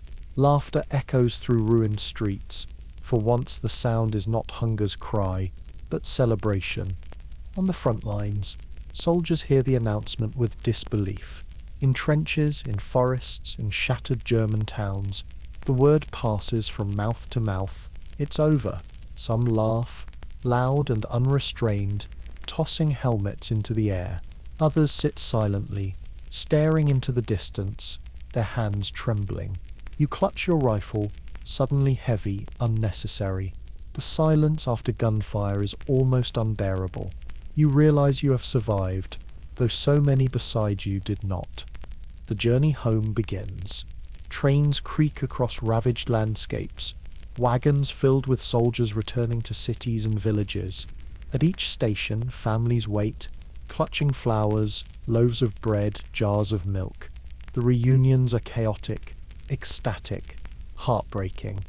A wife throws herself into her husband's arms, sobbing. A child stares at a father he barely remembers. Mothers scan faces desperately, searching then breaking when the one they seek does not appear. The platform is filled with both joy and the hollow silence of absence. Homes are not the same. Apartments stand in ruins. Villages burned.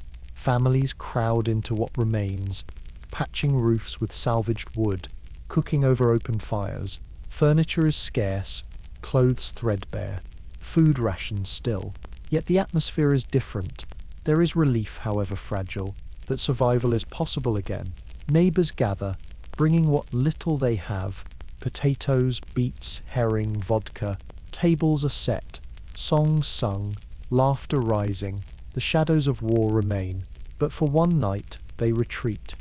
For children, victory means fathers returning, uniforms stiff with dust, pockets filled with trinkets from faraway places, buttons, coins, medals. They climb onto laps, touch medals with wide eyes, ask questions their fathers cannot answer. Some children wait in vain, clutching faded photographs, asking when their fathers will come.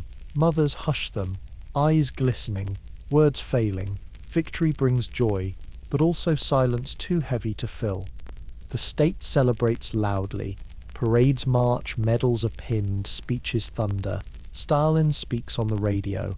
Hailed as the great commander, newspapers print photographs of soldiers raising the Soviet flag over Berlin. Propaganda paints the victory as flawless, inevitable, glorious. But in kitchens and courtyards, people speak differently.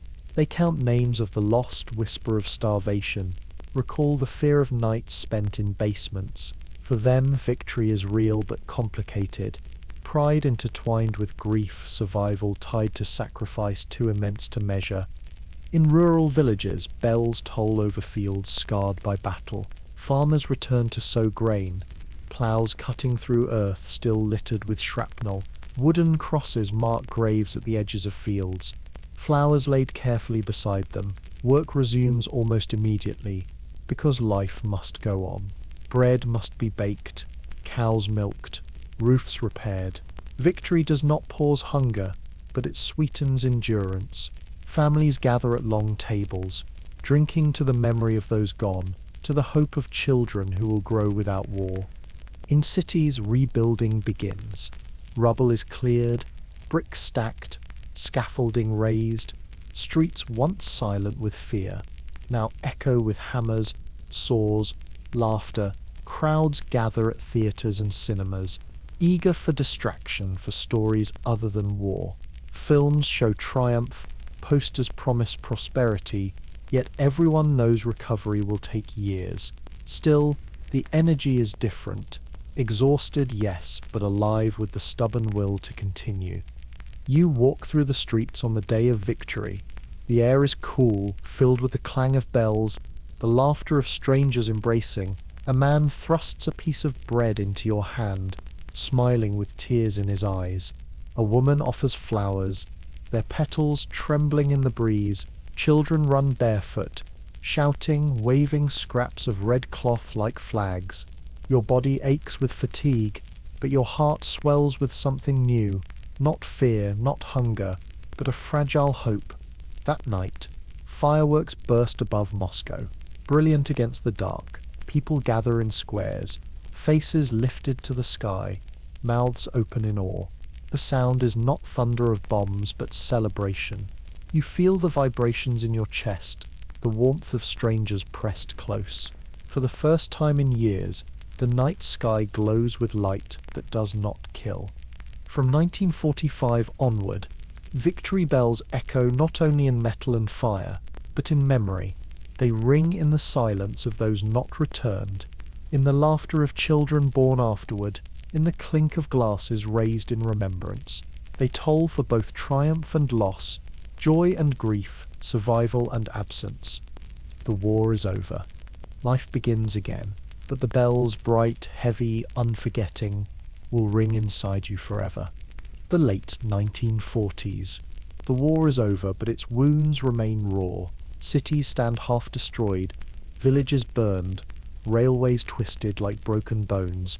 Everywhere rubble waits to be cleared, bricks wait to be stacked, wood waits to be cut. Victory has brought relief, but survival is not the same as comfort. Hunger lingers, shortages persist, and the land itself groans with exhaustion. Yet the work of rebuilding begins, carried on shoulders weary but determined. You step into a street, lined with ruins. Walls lean precariously. Windows shattered, iron twisted into grotesque shapes. Dust clings to everything. Your boots, your hair, your lungs. It smells of lime, ash, and old smoke, a scent that lingers even in sunlight. Everywhere you look, people move with purpose. Women hauling buckets of mortar, children gathering bricks, men balancing beams across their shoulders. Soldiers returned from the front work side by side with teenagers too young to have fought. The sound is not gunfire now, but hammers, saws, the rasp of shovels scraping stone. In Moscow and Leningrad, reconstruction takes on monumental scale. New avenues are laid, bridges repaired, buildings raised in styles both practical and grand. The air vibrates with speeches about renewal, about a future brighter than before. But in daily life, the struggle is quieter. Families still cram into communalkas, sleeping 3 generations in a single room. Stoves are shared, queues snake outside shops, bread is rationed again. You return from long hours clearing rubble to find a meal of potatoes, beets, maybe a sliver of herring if luck is kind. Hunger is less than in wartime, but never gone. Children grow up in dust. They play among ruins, climbing over broken walls, pretending bricks are castles, pipes are cannons. Their laughter fills gaps between hammer blows. Schools reopen in patched buildings, chalk dust mixing with construction dust. Teachers write lessons with hands still calloused from wartime labor. Textbooks are scarce, shared between students, pages worn thin. Yet education continues, voices reciting poetry above the sound of scaffolding outside. The countryside rebuilds differently. Fields long neglected are ploughed again. Though tools are scarce and livestock lost, families sow grain with bare hands, pulling ploughs themselves when horses are gone. Barns are patched with scraps, roofs covered with straw. Villages slowly refill with life. Smoke rising from chimneys, bells tolling in repaired churches, markets reopening with small baskets of potatoes, onions, eggs. Scarcity shapes every exchange. A loaf of bread might be traded for a coat, a handful of nails for a chicken. For some, rebuilding brings opportunity. Engineers, architects, and party officials rise in status, overseeing projects, distributing resources. They receive better apartments, larger rations, access to special stores. Their families enjoy sausage, butter, even sweets. For most, such abundance is unimaginable. You stand in lines that stretch down streets, a Voska string bag empty in your hand, waiting for hours to collect bread or soap. Sometimes you return with nothing, hunger still gnawing, yet you wait again the next day, because what else can you do? The physical rebuilding is accompanied by emotional scars. Almost every family mourns someone lost. Fathers, brothers, daughters, friends. Portraits of the dead hang on walls, flowers placed beneath them. Conversations trail into silence when names are mentioned. In crowded kitchens, people exchange memories quietly, eyes wet but voices steady. Songs are sung in remembrance, glasses raised to absent faces. The laughter that follows feels fragile but necessary. Still, there is pride. When the first new buildings rise, balconies gleaming, windows intact, people stop to stare. Women adjust scarves, children point, men smile faintly. Each brick is more than construction. It is proof that life continues. In some neighborhoods, parades are held to celebrate completion of schools, factories, housing blocks. Workers march proudly, tools slung over shoulders, banners declaring progress. Dust clings to their clothes, but their heads are high. The air itself changes. Instead of the acrid smoke of shells, you breathe the powder of lime and plaster. Instead of sirens, you hear songs of labor, radios playing triumphant marches, yet fatigue seeps into bones. You collapse at night on straw mattresses, dust still in your hair, coughing from lungs filled with grit. Children sleep beside you, their small hands raw from carrying bricks. Tomorrow, the work will continue. Historians note that the late 1940s brought both hardship and resilience. Famine struck again in 1946. 47, crops failing after drought. In some regions, hunger grew severe, even as cities celebrated reconstruction. Letters from survivors speak of eating bark, grass, anything to fill stomachs. Official records downplay the crisis, focusing on victory and progress. Yet memory holds both truths: pride in rebuilding, pain of hunger. Despite hardship, people find joy in small things. A new coat sewn from salvaged fabric, a child's laughter when given a piece of candy, a neighbor sharing tea brewed from herbs. In the evenings, families gather around radios, listening not to war but to music, plays, speeches of hope. The sound is still propaganda, but it carries a different tone, less terror, more promise. Festivals return.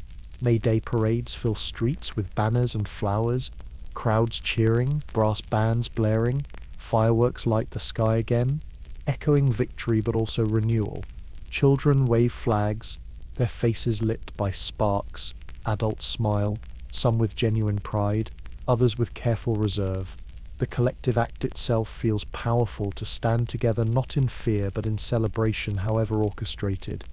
In your own home, rebuilding dust becomes part of daily life. You sweep floors, but grit returns each day.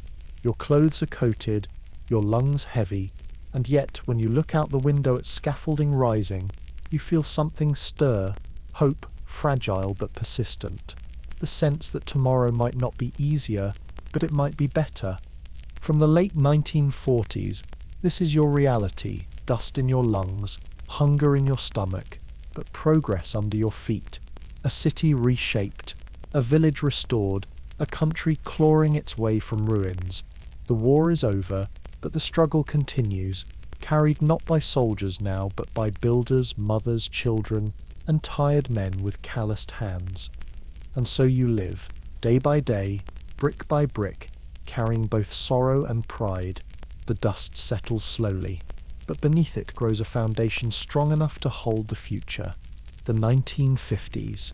The war is over, Stalin still rules until 1953, and everyday life continues in cramped apartments and communal kitchens. The world outside promises progress: nuclear power, heavy industry, speeches of prosperity. But the world inside is measured by the size of a loaf of bread, the warmth of a stove, and the voices that gather around the kitchen table. The kitchen is the true heart of Soviet life. It is narrow, overcrowded, its walls stained by decades of steam and smoke. The table is small, scarred with knife marks, cluttered with enamel mugs, chipped plates, and spoons bent from long use. Above, a single bare bulb swings faintly, its yellow light casting shadows across peeling paint. The stove sputters, fueled by gas or coal, pots simmering with cabbage soup, potatoes, or millet porridge. The smell is thick, clinging to clothes, hair, walls. Every family brings its portion: a slice of herring on newspaper, a jar of pickled cucumbers, black bread wrapped in cloth. Butter is rare, meat rarer still, and sausage almost mythical. But when it appears, perhaps from a relative working at a special distribution store, it is sliced thin, each piece savoured, passed carefully around. Vodka bottles emerge too, poured into small glasses, the liquid sharp, burning but warming. You sit crowded with neighbours, elbows bumping, voices rising and falling. Conversations wander from daily struggles to politics, from the price of flour to the latest speech on the radio. But words are measured. Too much honesty is dangerous. Criticism of the government is whispered, if at all, and only among the most trusted. Even then, eyes dart to the door, ears straining for footsteps in the hallway. Children are hushed quickly. If they repeat something careless from school, praising Stalin too loudly, or complaining about shortages, the kitchen is both sanctuary and trap, a place of warmth and community, but also risk. The Avoska bag is still ever present, hanging by the door. Whenever someone hears of a shop receiving goods, it is grabbed instinctively. People line up for hours, often returning with only bones for soup or dried peas. But the kitchen table transforms even scraps into meals. Potato peels are fried into crisp treats. Leftover dough becomes dumplings. Soup is stretched with cabbage, bread, or water. A guest is always offered something, no matter how little there is. Hospitality as survival, generosity as quiet defiance against scarcity. Children crowd the kitchen too, their voices high, their hands sticky with jam when it is available. They listen to adult stories half understood, their eyes wide. Homework is done at the same table, notebooks shoved aside when dinner is served. Songs are sung, rhymes recited, laughter bursts unexpectedly. Even in poverty, the kitchen becomes a place of memory, a cradle of childhood. On holidays, the kitchen table transforms. White cloth is spread, candles lit, dishes prepared with care. Salads appear, beets with garlic, potatoes with onions. Sometimes a hint of mayonnaise if it can be found. Eggs are boiled, sprinkled with salt. If fortune smiles, a chicken is roasted, its smell filling the apartment, drawing neighbors close. Bottles of vodka stand proudly. Glasses clinked in toasts. Songs rise, voices harmonizing in folk tunes, laughter echoing late into the night. For a few hours, scarcity is forgotten, and abundance is imagined into being. Yet, beneath the laughter lies tension. Families quarrel over stove schedules, over dishes left unwashed, over noise at night. Privacy is rare, arguments spill into hallways, curses shouted through thin walls, neighbors feud for years, grudges carved deep, and still they return to the same kitchen, to the same table, because survival demands cooperation. By the mid-1950s, changes stir. Stalin's death in 1953 brings both fear and relief. In kitchens, people whisper cautiously, "He is gone." Some cry openly, mourning the leader they believed in. Others exchange glances of hope, daring to imagine a gentler future. The radio announces Khrushchev's rise, his promises of reform. In kitchens, conversations grow bolder, voices less hushed. Criticism, still dangerous, begins to leak out, carefully like steam from a pot not quite sealed. Food remains central. Stories of abundance circulate. Friends of friends who travelled to Moscow and saw shops filled with fruit, rumours of better harvests, promises of milk for every child. These tales drift through kitchens, half believed, half doubted. Meanwhile, reality is boiled potatoes, black bread, and endless cabbage. Yet even here, humour thrives. Jokes are told about sausage that only exists in dreams, about queues so long you forget what you're waiting for. Laughter bursts suddenly, sharp and freeing, before it fades back into murmurs. Historians later call the 1950s a period of transition from terror to thaw, from ruin to reconstruction. But for those around the kitchen table, it is simply life. Work, food, neighbours, songs, arguments, toasts. The table bears witness to everything. Birthdays, funerals, political debates, confessions of love, admissions of betrayal. It is scratched, stained but strong, carrying generations of elbows and plates. Late at night, when neighbours retreat to their rooms, the kitchen falls silent. A single cup remains, tea cooling, candle flickering. You sit alone, listening to the hum of the refrigerator, if you are lucky enough to have one, or the tick of the wall clock. Outside, the city sleeps. Inside, the kitchen holds the day's echoes, laughter, quarrels, secrets, songs. From the 1950s, this is your life, measured not by speeches in Red Square, but by the conversations at a small table under a bare bulb. Here, survival is shared, trust is tested, and hope is whispered between sips of tea. The kitchen is both cage and refuge, a place of tension and tenderness. Around its table, you endure, and around its table, you live. The year is 1961. It has been 16 years since victory in the war, 8 years since Stalin's death. The Soviet Union stands taller now.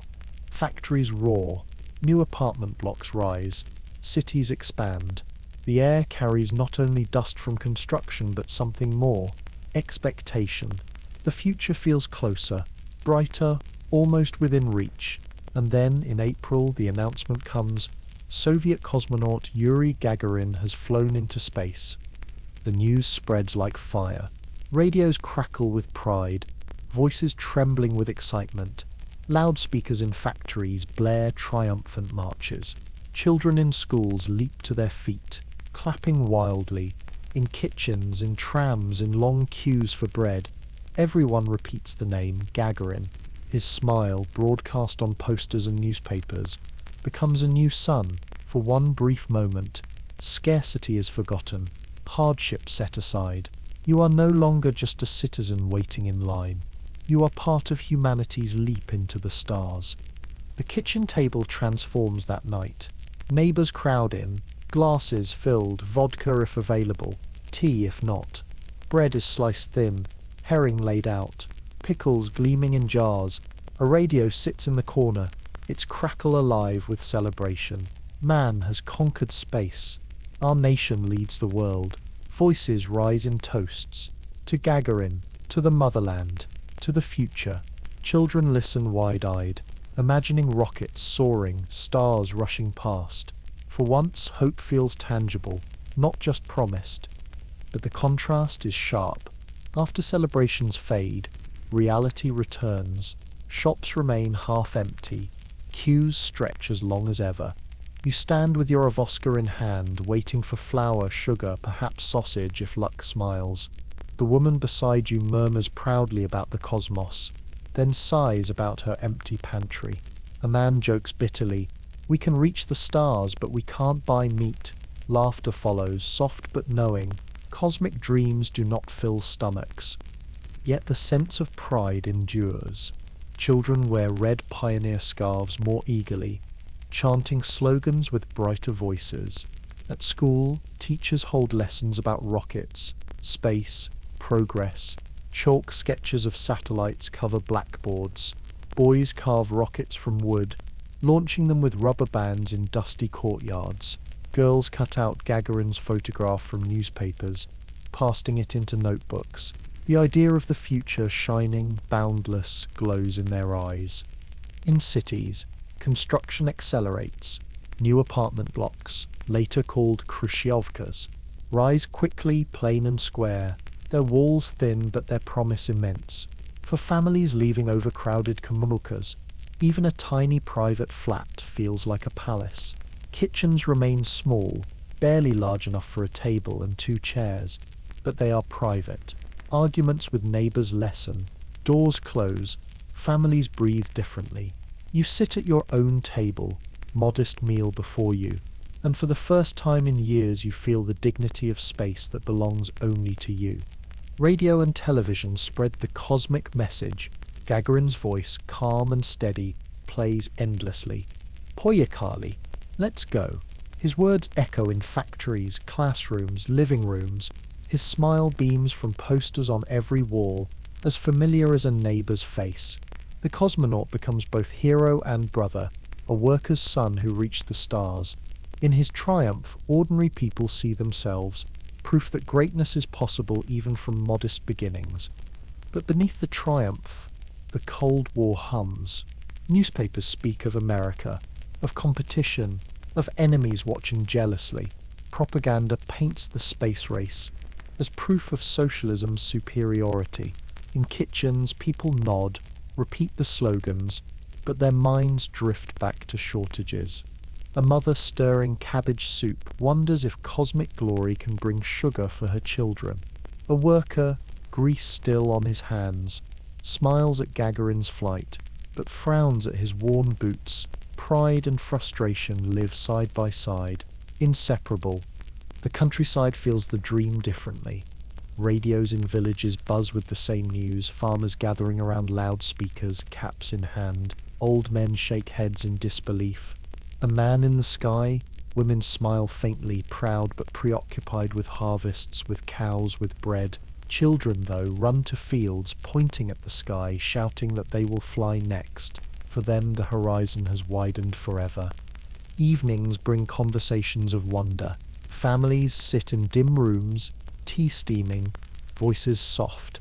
"Do you think we'll live on the moon?" someone asks. "Will our children ride rockets instead of trains?" Dreams spill easily, encouraged by the triumph. For a few hours the future feels limitless, every hardship worth enduring. Historians later debate the depth of belief in the space dream. Some argue it was genuine, that Gagarin's flight truly lifted spirits, ignited hope. Others claim it masked discontent, distracting from shortages and censorship. But for those who lived 1961, the memory is visceral. The sound of radios erupting, the sight of neighbors cheering, the taste of bread and vodka shared in celebration. It was a moment when the future seemed not abstract, but real. At night, you step outside, sky clear above, stars glitter, distant but closer now in your mind. You imagine the capsule hurtling through that darkness, the small figure inside gazing at Earth. The thought makes your chest swell, your breath catch. For once the world feels vast and reachable. The air smells of coal smoke, of cabbage, of dust, yet it is filled also with wonder. From 1961 onward, cosmic dreams live in every heart. They are painted on school walls, shouted in parades, whispered at kitchen tables. They do not erase hunger or shortages, but they soften them, offering a vision beyond queues and cramped rooms. In Gagarin's smile, in his single word, "Let's go," people glimpse a tomorrow worth waiting for. The mid-1960s. The Soviet Union has conquered space, raised new housing blocks, and proclaimed itself the vanguard of progress. Yet an invisible wall separates you from the rest of the world. The Iron Curtain, though made not of stone or metal, feels heavier than any barricade.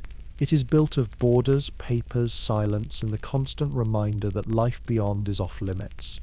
You live inside this sealed world. Travel abroad is nearly impossible unless you are a trusted scientist, athlete, diplomat, or party official. Passports are not household items but guarded privileges. For most, foreign countries exist only in rumour and imagination. You hear the names Paris, New York, London, but they sound distant, almost mythical, like cities from a fairy tale. The radio speaks of them constantly, but only in terms of failure. Broadcasters describe the West as greedy, decadent, crumbling under capitalism.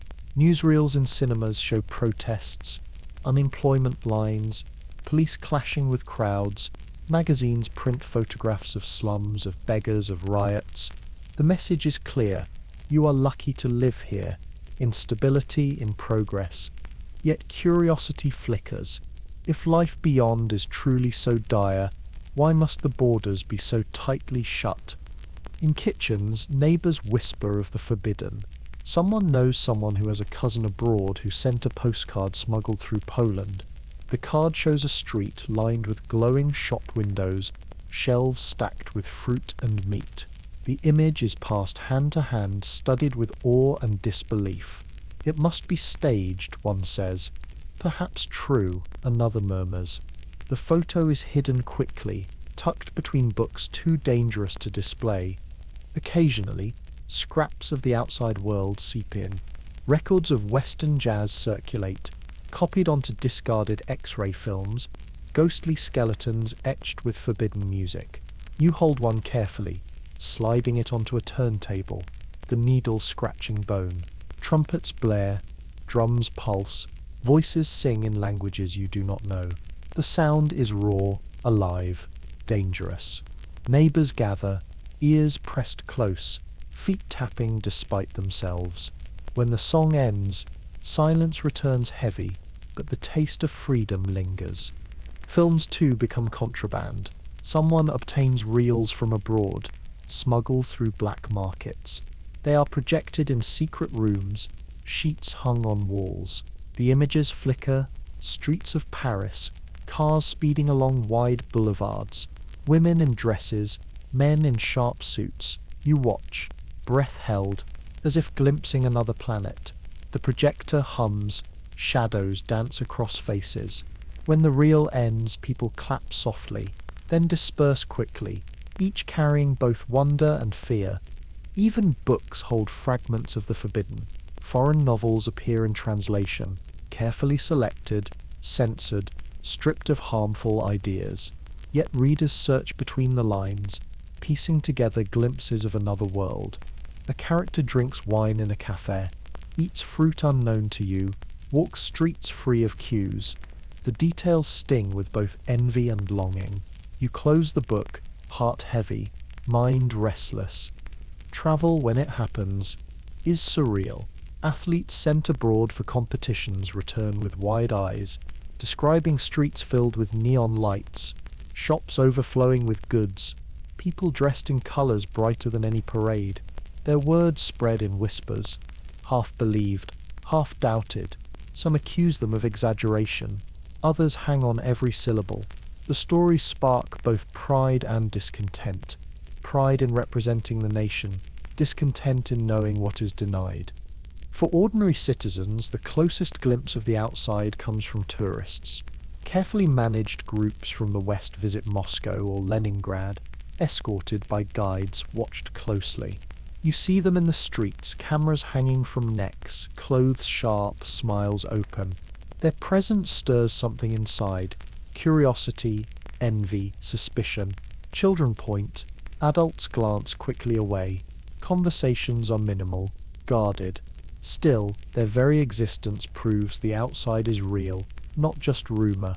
The silence of the Iron Curtain is not only about travel, it shapes conversation itself.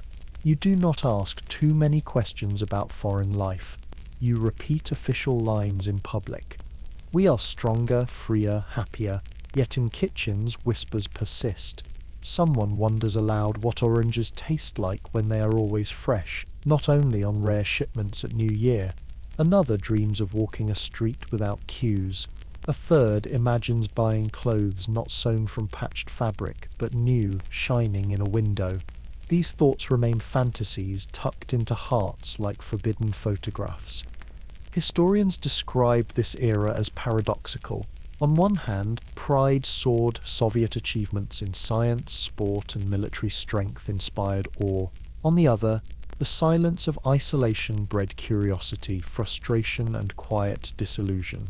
Memoirs recall the double life, public declarations of loyalty, private questions never voiced too loudly. The Iron Curtain was not only a border but a constant presence in the mind. Still, within the curtain, life persisted.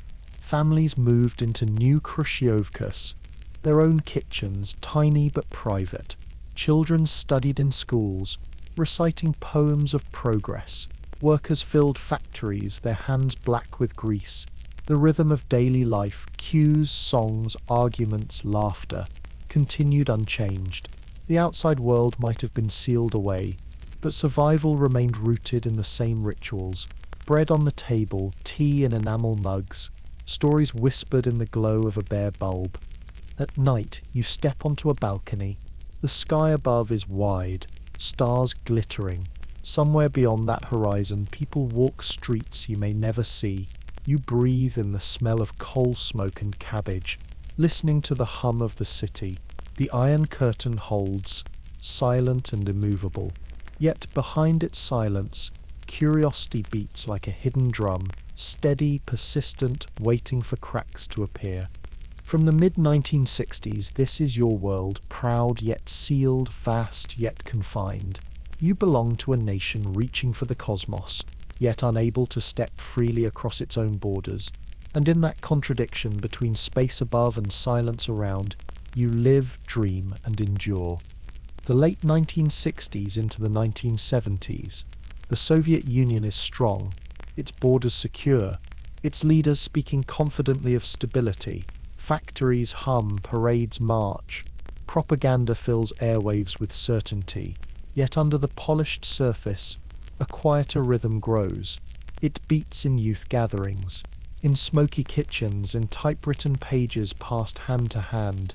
It hums in guitars strummed softly in courtyards, in jokes whispered in queues, in jeans worn until threads fray.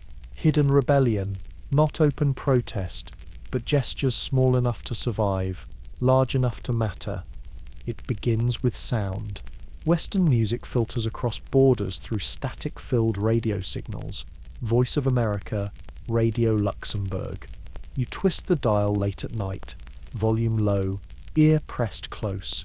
The announcer's words fade in and out. Guitars crackle, drums pulse, voices wail. It is unlike the choruses of Soviet marches, raw, unpolished, electric. The rhythm vibrates in your chest, dangerous and liberating. You know it is forbidden, yet you cannot resist. Records are rare, so music travels in strange forms. Discarded X-ray films, translucent with images of bones and skulls, are cut into circles, grooves etched crudely. A hole punched in the center. They become ribs, music pressed onto skeletons. You slip one onto the turntable, needle scratching bone. The sound is faint, distorted but alive. Elvis, the Beatles, the Rolling Stones, voices of a world beyond the curtain, captured in ribs of the dead. You and your friends crowd close, eyes shining, feet tapping, laughter spilling. For a few minutes, you are not confined. Clothing too becomes rebellion. Jeans smuggled from the West, Levi's, Wrangler become treasures, symbols of freedom. They cost months of wages on the black market. But those who wear them stride differently. Girls sew their own imitations, dyeing fabrics with improvised colors. Boys trade shirts, jackets, shoes, building wardrobes that whisper of another world. The streets remain grey, but flashes of blue denim gleam like sparks in dust. Literature circulates secretly. Samizdat, self-published texts, spread through typewriters, each copy carbon-copied a dozen times. Margins blurred, paper thin. Pasternak's Dr. Zhivago, Solzhenitsyn's Gulag Archipelago, poetry by forbidden voices. Pages pass hand to hand, read quickly, hidden between textbooks, tucked beneath pillows. You read by candlelight, heart racing, words burning brighter than fire. They speak truths never admitted aloud, of labor camps, of lies, of freedom. When finished, you pass the pages on, fingers trembling with both fear and reverence. Even humor becomes defiance. Jokes about leaders, about shortages, about the absurdities of daily life spread quietly. We pretend to work and they pretend to pay us. Someone quips in a queue, and laughter ripples quickly, then dies down as glances check for eavesdroppers. A child repeats the joke at school, and parents hush him sharply, hearts pounding. Laughter is a relief, but also a risk. In these years, humor itself is rebellion, a way to puncture fear with breath. Gatherings shift. Kitchens turn into private clubs, smoke curling to ceilings, glasses of tea or vodka clinking softly. Friends huddle around tables, guitars in laps, songs rising, sometimes folk, sometimes forbidden rock, sometimes their own melodies. Lyrics speak of love, of hope, of weariness, never directly of politics, yet always shadowed by it. The walls may be thin, but in that moment they feel unbreakable. Trust is currency. Only the closest are invited. Only the safest hear the songs. The state notices, of course. Propaganda warns against Western influence. Official bands play sanitized versions of rock, lyrics stripped of rebellion, rhythms tamed. Authorities raid gatherings, confiscate records, Question students, writers are exiled, musicians banned, some imprisoned, yet suppression only fuels desire. The more forbidden the song, the more precious it becomes, the more dangerous the book, the more urgently it is read. By the 1970s, a counterculture forms, quiet but present. Young men grow hair long, imitating photographs of foreign rock stars. Women wear shorter skirts, brighter scarves. They speak in slang, mix Russian with scraps of English, gesture toward worlds unseen. To parents it seems strange, reckless. To officials it is threatening. To the youth themselves it is survival. Proof that life can be more than labor and slogans. In provincial towns the rebellion feels different. Radios catch less foreign signal. Black markets bring fewer jeans.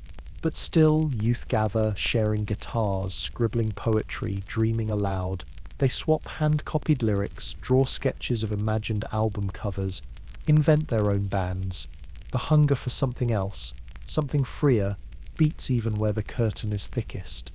Historians later debate the strength of this hidden rebellion. Some call it shallow, mere fashion. Others argue it shaped an entire generation, planting seeds of change.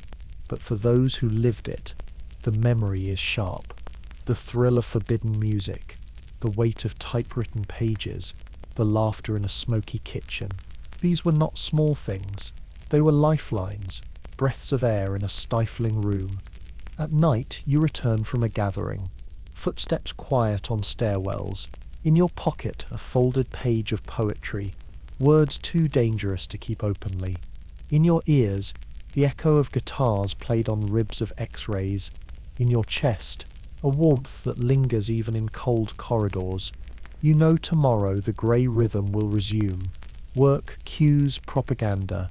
But tonight, for a moment, you tasted freedom, even if only in whispers. From the late 1960s into the 1970s, hidden rebellion defines youth.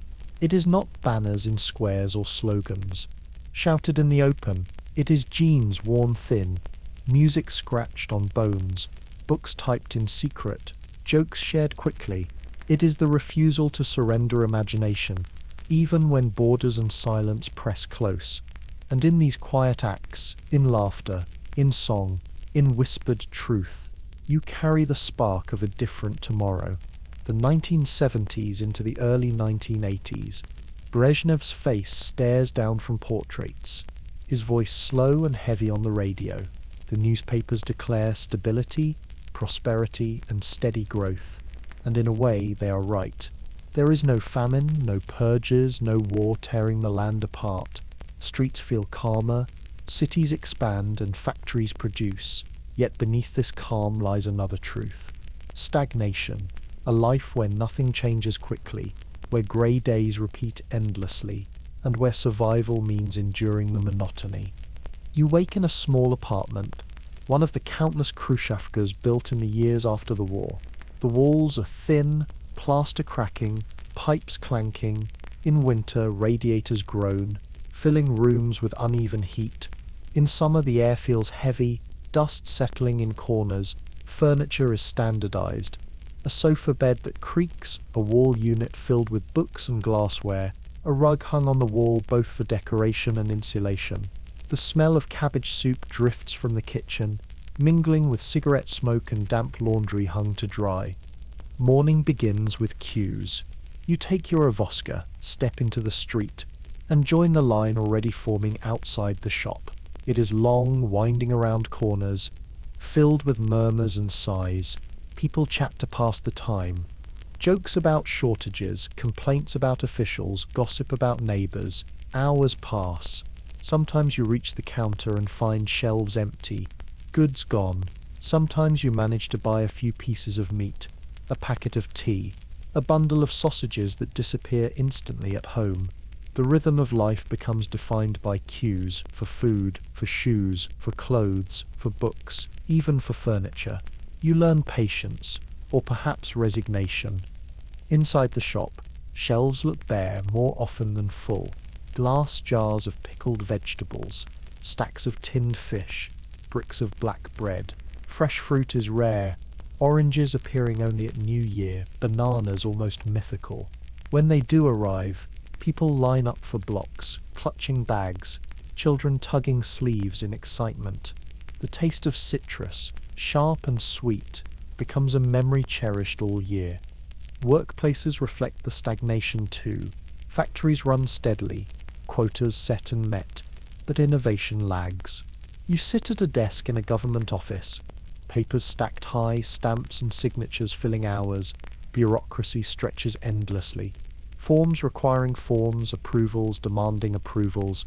Meetings are long, filled with speeches repeated like mantras. The phrase everyone knows, "They pretend to pay us and we pretend to work," is repeated with weary humour, laughter echoing quietly before fading into sighs. Yet this monotony brings a kind of stability. Salaries are small but guaranteed. Apartments, though cramped, are assigned eventually. Healthcare is free. Schools open to all. Trains run. Buses creak. Trams clang through city streets. Life is not easy, but it is predictable. After decades of terror, war, and hunger, predictability itself feels like safety. You know tomorrow will look like today. That certainty, however dull, brings comfort. Television glows in living rooms, its screen small, black and white at first, later colour. Families gather after dinner, eyes fixed on news programmes praising the party, on concerts of patriotic songs, on comedies filled with gentle humour. The state controls the stories, but within them, laughter and warmth still shine. Children sprawl on carpets, giggling at cartoons. Parents sip tea, muttering jokes quietly when officials speak too long. The glow of the screen becomes the glow of shared evenings, steady and familiar. Holidays mark the rhythm of the year. May Day parades fill streets with banners, slogans and marching bands. Victory Day grows solemn and proud, veterans in uniforms heavy with medals, tears in their eyes as crowds applaud. New Year's Eve is the brightest celebration, tables piled as high as possible, champagne uncorked, songs sung until midnight. Families gather around decorated trees, children's eyes wide as Grandfather Frost hands out gifts. For one night, abundance feels real, joy unrestrained. Behind the greyness, small luxuries brighten life. A foreign record smuggled into a student dormitory, its rhythms filling cramped rooms. A Polish sweater bought at the market, soft and stylish, envied by neighbours. A colour television purchased after years of saving, drawing relatives into your living room. Even a simple chocolate bar, shared between children, becomes treasure. These moments punctuate the monotony, sparks of light in endless grey. In the countryside, stagnation feels different. Villages struggle with outdated tools, collective farms sluggish, harvests uneven. Yet life there is steady too. Fields ploughed, cows milked, bread baked. Families gather for meals of potatoes, cabbage, milk fresh from the cow. The pace is slower, the silence deeper, but shortages sting less sharply when gardens provide food. Villagers shake their heads at city queues, but envy the trams, the shops, the cinemas. Conversations in kitchens remain the quiet stage of truth. Around small tables, voices rise with vodka, laughter softening caution. Jokes about leaders, stories of shortages, dreams of travel leak out in whispers. The tape recorder hums, songs played, voices captured. Trust is fragile but essential. One careless word can cause trouble, but without words at all, life feels unbearable. Historians call these the stagnation years, and the name is fitting. Progress slows, leadership ages, promises repeat without change. But for those living then, it is not only stagnation, it is also peace after storms, calm after chaos. Children grow, couples marry, families live and die in rhythms, steady as a clock. The greyness weighs, but it also shelters. At night, you lie in your small apartment, radio murmuring, clock ticking. Outside, the city hums with trams and footsteps, distant laughter, the smell of coal and rain. You know tomorrow you will queue again. work again, sigh again. But you also know there will be bread, there will be school, there will be warmth under blankets. Life may not shine, but it holds. From the 1970s into the early 1980s, this is your world. Grey but steady, tiring but safe. It is a time of jokes whispered in queues, of oranges cherished once a year, of paperwork piled high, of televisions glowing softly in crowded rooms. It is stagnation, but it is also survival, and for many it feels like enough. The early 1980s. Brezhnev's speeches grow slower, his pauses longer, his image on the television screen almost ghost-like. The newspapers still proclaim stability, still declare progress, but people laugh quietly at the words. The slogans no longer stir hearts. They drift over heads like smoke. Beneath the calm surface, cracks appear. The system does not collapse yet, but it creaks, sighs, and reveals its wear. You wake in your Khrushchevka apartment. Familiar walls now worn thinner, paint peels, faucets drip, elevators groan. Outside, the courtyard looks the same as it has for decades. Children chasing balls, laundry hanging between balconies, old women gossiping on benches. Yet something feels heavier. The queues stretch longer, the shelves barer. Even black bread, once a constant, grows scarce. You clutch your avoska, step into line, and wait. Hours pass. At the counter you find nothing left but bones, fish heads, and salt. You buy them anyway because hunger waits at home. The air fills with jokes, sharper now, more cynical.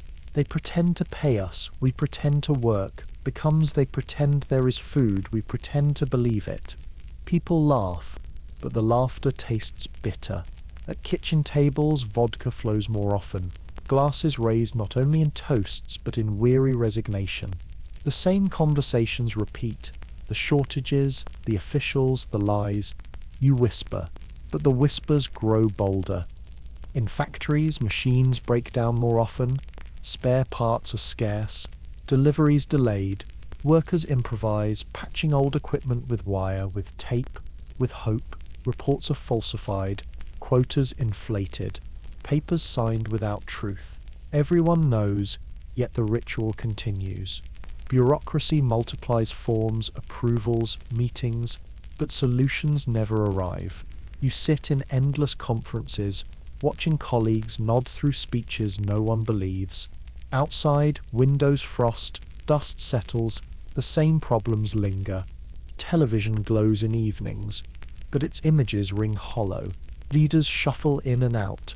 Brezhnev, Andropov, Chernenko, each promising renewal, each fading quickly. Their faces blur together in memory, speeches indistinguishable. Families gather anyway, sipping tea, watching variety shows, laughing at comedians who dare to mock daily life just enough to be safe. Songs play, films air, distractions soothe for a time, yet even laughter carries wariness. Children grow restless. Teenagers wear jeans more openly, listen to Western music on smuggled tapes, form their own bands. Guitars echo in courtyards, lyrics blend Russian with borrowed English. Parents shake heads, remembering their own hidden rebellions, knowing this generation pushes further. Samizdat continues too. Pages typed and passed, words sharper, accusations clearer. Solzhenitsyn circulates in whispers. Poems of forbidden voices passed in secret. Knowledge spreads, and silence becomes harder to hold. In the countryside, shortages bite deeper. Collective farms limp along. Equipment rusts, barns half empty. Families rely on private gardens more than ever. Digging potatoes, pickling vegetables, drying mushrooms. Markets buzz quietly with barter. Eggs traded for cloth, vodka for meat, sugar for boots. Survival rests less on official systems and more on personal networks. Neighbours, relatives, favours. The state may proclaim abundance, but the fields tell another story. The cracks are visible in faces too. People look older, tired. Lines around mouths deepen. Eyes lose brightness. The long years of endurance show in every gesture. Yet beneath the weariness, a flicker of defiance glows. People complain more openly, sometimes even in public. Workers stage quiet strikes, refusing to continue until paid. Citizens write letters of protest, daring to sign names, small acts but louder than before. Historians describe this time as the slow unraveling of trust. The official voice no longer commands respect. The system no longer inspires faith. Cynicism replaces loyalty, humor replaces belief. Yet the state continues, heavy and unmoving, insisting everything is fine. This contradiction defines the 1980s, the gap between the story told and the life lived, widening until it cannot be bridged. Still, life carries on. Weddings fill banquet halls, children are born, schools ring with lessons, neighbours share soup, families gather for holidays, songs rise at tables, May Day parades march, banners wave, crowds cheer. The rituals remain, even when belief fades. People endure because endurance has always been the habit, the rhythm carved into generations. And then, in the mid-1980s, whispers of change grow louder. A new leader rises, Mikhail Gorbachev, young, energetic, speaking of glasnost and perestroika. His words sound different, open, urgent, promising reform. In kitchens, ears sharpen, hearts stir cautiously. Could it be real? Could the silence finally crack into speech, the stagnation into movement? But for now, in the early 1980s, you live in the cracks. You queue for hours, trade jokes, patch broken machines, you whisper in kitchens, laugh in resignation, sigh in queues. The facade still stands, but you can see the lines, the crumbling edges. Stability is no longer comfort. It is a cage slowly rusting. At night, you lie in bed, radio humming softly. Outside, the city murmurs, trams clanging, dogs barking, neighbours arguing. The air smells of damp plaster, cabbage, coal. Tomorrow will look like today. Yet somewhere faintly you sense change stirring, like a draft through a sealed window. The facade is cracked, and through the cracks, light seeps slowly in. The mid-1980s. After decades of monotony, the air shifts. Brezhnev is gone. Andropov, and Chernenko too. Now a younger man appears on television screens. Mikhail Gorbachev, energetic, clear-eyed, his words quicker, sharper. He speaks not only of stability, but of change. Perestroika, restructuring, and glasnost, openness. For the first time in living memory, the slogans sound different. You lean closer to the screen, ears straining, heart uncertain. Can it be real? At first it feels like a breeze through a sealed room. Newspapers begin to print articles that sound unthinkable just years earlier. Reports on corruption, essays on inefficiency, even cautious criticism of leaders long considered untouchable. You open Pravda and read words that echo conversations once confined to kitchens. The shock is almost physical. Truth in print. Visible, undeniable. In trams, in queues, people hold newspapers higher, voices rising in debate. Silence cracks into sound. Television changes too. Programs broadcast discussions, debates, even documentaries about the Gulag, about famine, about failures long hidden.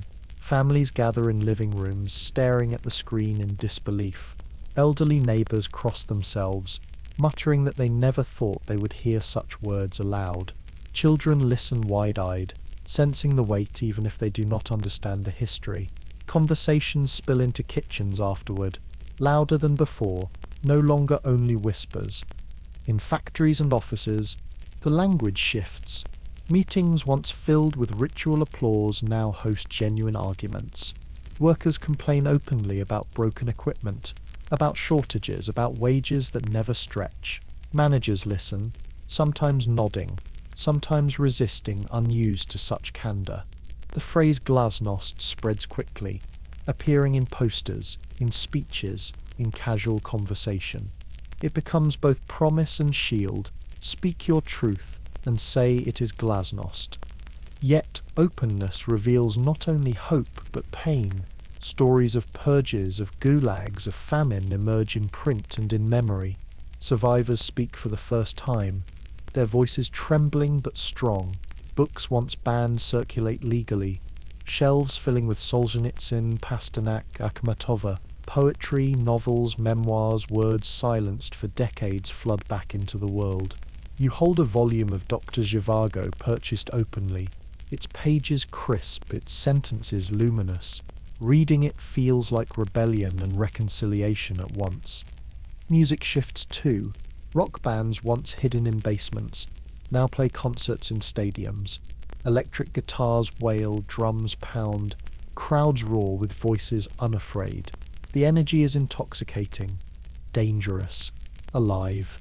Youth chant lyrics about freedom, about change, their fists raised not in fear but in exhilaration. Parents watch with mixed feelings, pride, worry, envy.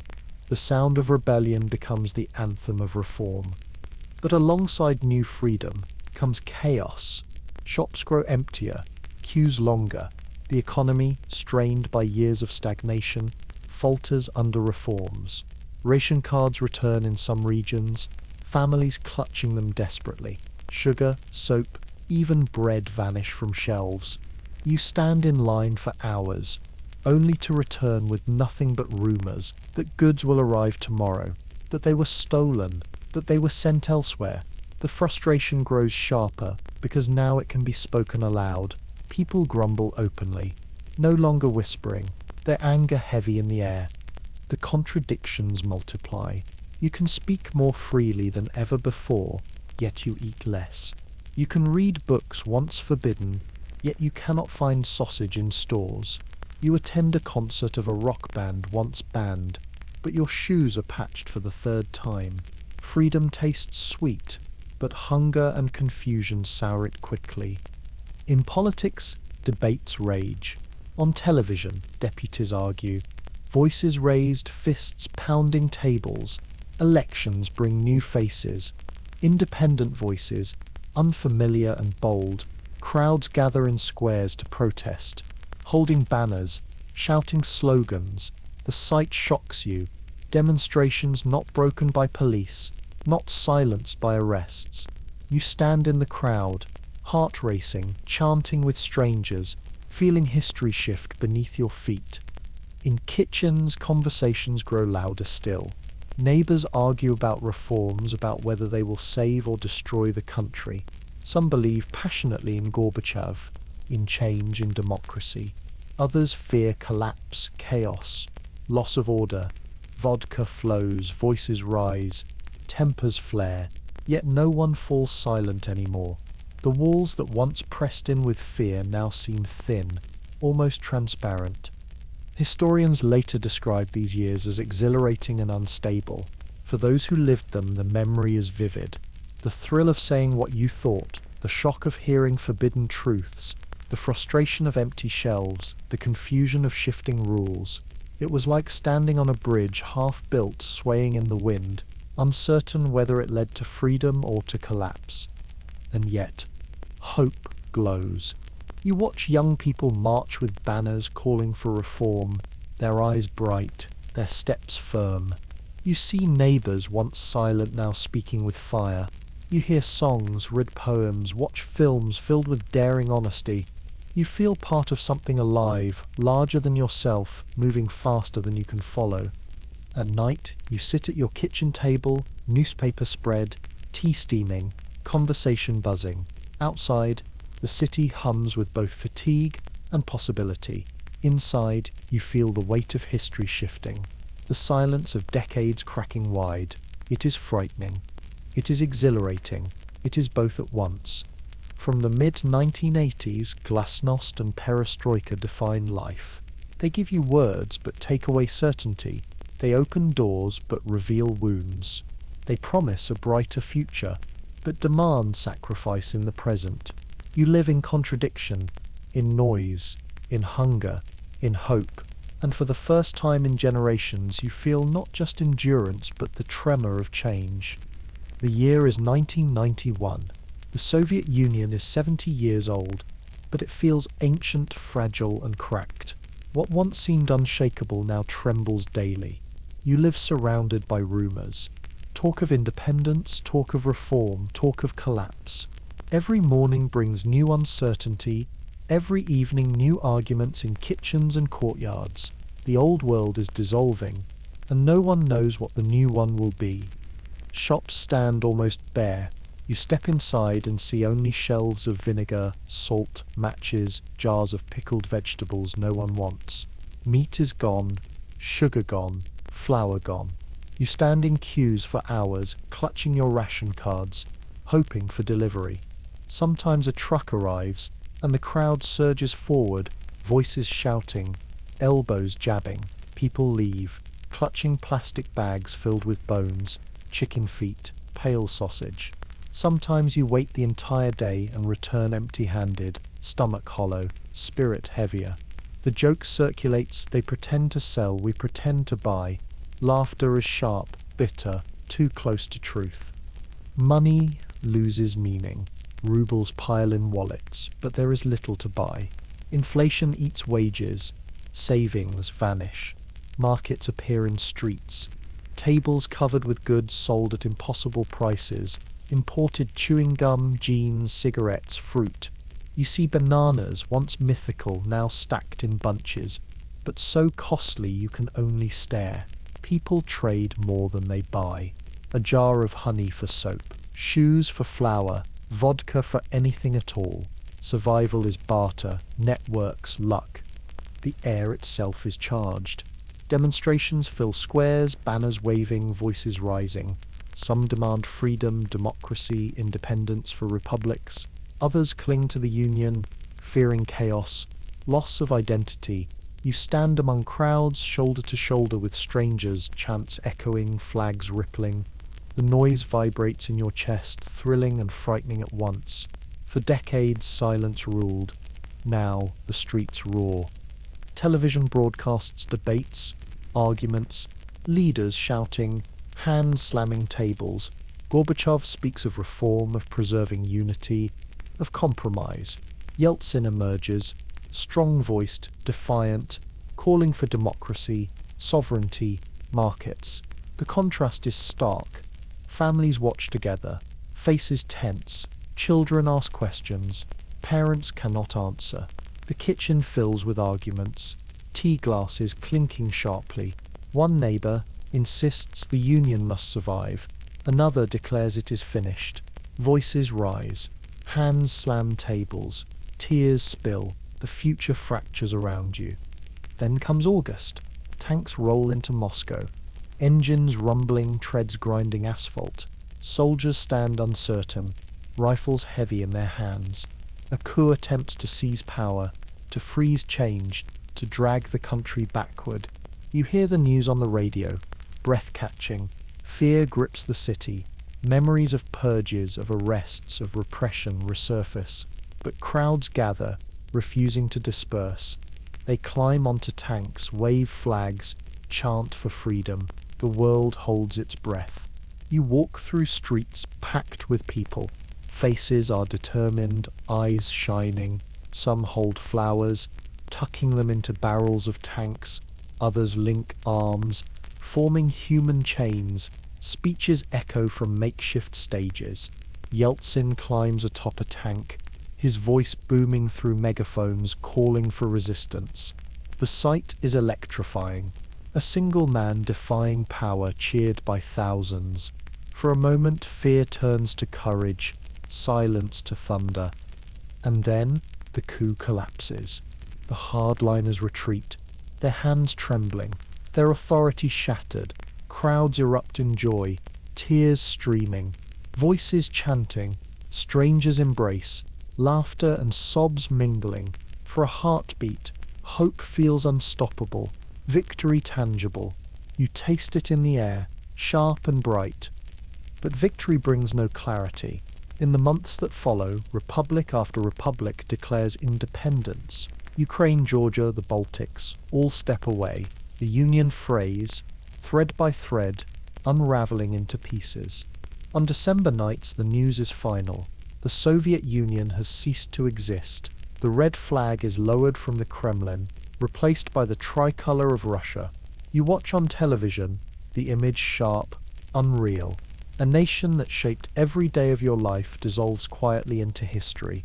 The feelings are tangled. Relief, freedom at last, censorship broken, possibilities open. Fear, prices soaring, shelves bare, uncertainty everywhere. Nostalgia for parades, for certainty, for childhood memories under a flag now gone. Families argue late into the night. Was it all for nothing? Is this the start of something better, or something worse? In kitchens, conversations lose their old caution. People speak openly now, sometimes angrily, sometimes joyfully. They recall Stalin's shadow, the war, the queues, the space race, the hidden rebellions. They compare past and present, unsure which feels heavier. Vodka flows, laughter mixes with tears. The walls no longer need to hold secrets, but they echo with confusion instead. The ordinary rhythms falter.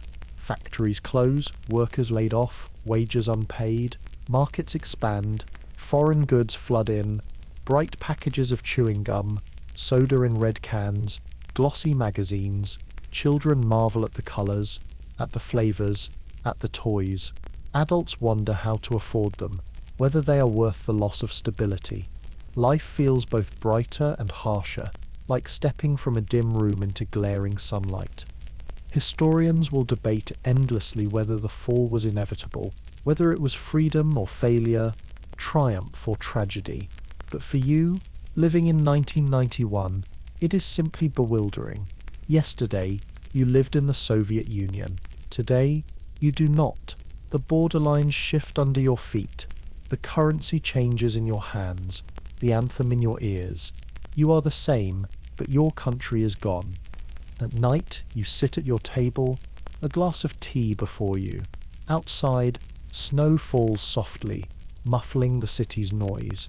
Inside, silence stretches. The radio speaks of new governments, new economies, new futures. You listen, unsure whether to believe. The walls around you feel the same, thin plaster, peeling paint, but the world they stand in has vanished. From 1991, the last days of the USSR are not only about collapse, they are about endings and beginnings entwined, about the fear of emptiness and the thrill of possibility. They are about saying goodbye to a system that shaped you, even as you step uncertainly into something unknown. The Soviet Union is gone, but its echoes remain in kitchens, in songs, in jokes, in scars, in dreams. You carry them with you, whether you want to or not. The story fades now. The noise of parades, the crackle of radios, the whispers in kitchens, all of it drifts into silence. You are no longer standing in a queue, no longer waiting at a border, no longer holding your breath at a speech. The streets grow distant, the voices soften, the buildings dissolve like mist. The years slip behind you. 1925, 1945, 1961, 1991, numbers falling away like pages turning in a book, now closed. The weight of history grows lighter, the sharp edges rounding into memory. You are not hungry, not cold, not waiting. You are safe. Breathe slowly, inhale, exhale. Each breath pulls you further from the dust of factories, the smoke of stoves, the rumble of tanks. Each exhale clears away echoes of songs, arguments, speeches. What remains is stillness. The world outside your window is quiet. No cues, no slogans, no fear. Only the soft rhythm of your own breathing, the warmth of your blanket, the steady beat of your heart. You have carried a century in your imagination, but now you can set it down. Let the images fade, the bare bulb above a kitchen table, the laughter of neighbours, the rustle of ration cards, the glow of fireworks over Red Square. They drift like snowflakes, melting as they fall, leaving only calm behind. You are safe now. The world of the Soviet Union recedes, its echoes dissolving into silence. What remains is comfort, rest, the certainty of the present moment. Your body softens, your breath deepens, your eyes grow heavy. Sleep takes you gently, carrying you not into queues or speeches or crowded kitchens, but into a landscape of quiet, fields without fences, skies without borders, a tomorrow without wait. The journey is finished. The story is complete. You are safe. You are at peace. Sweet dreams.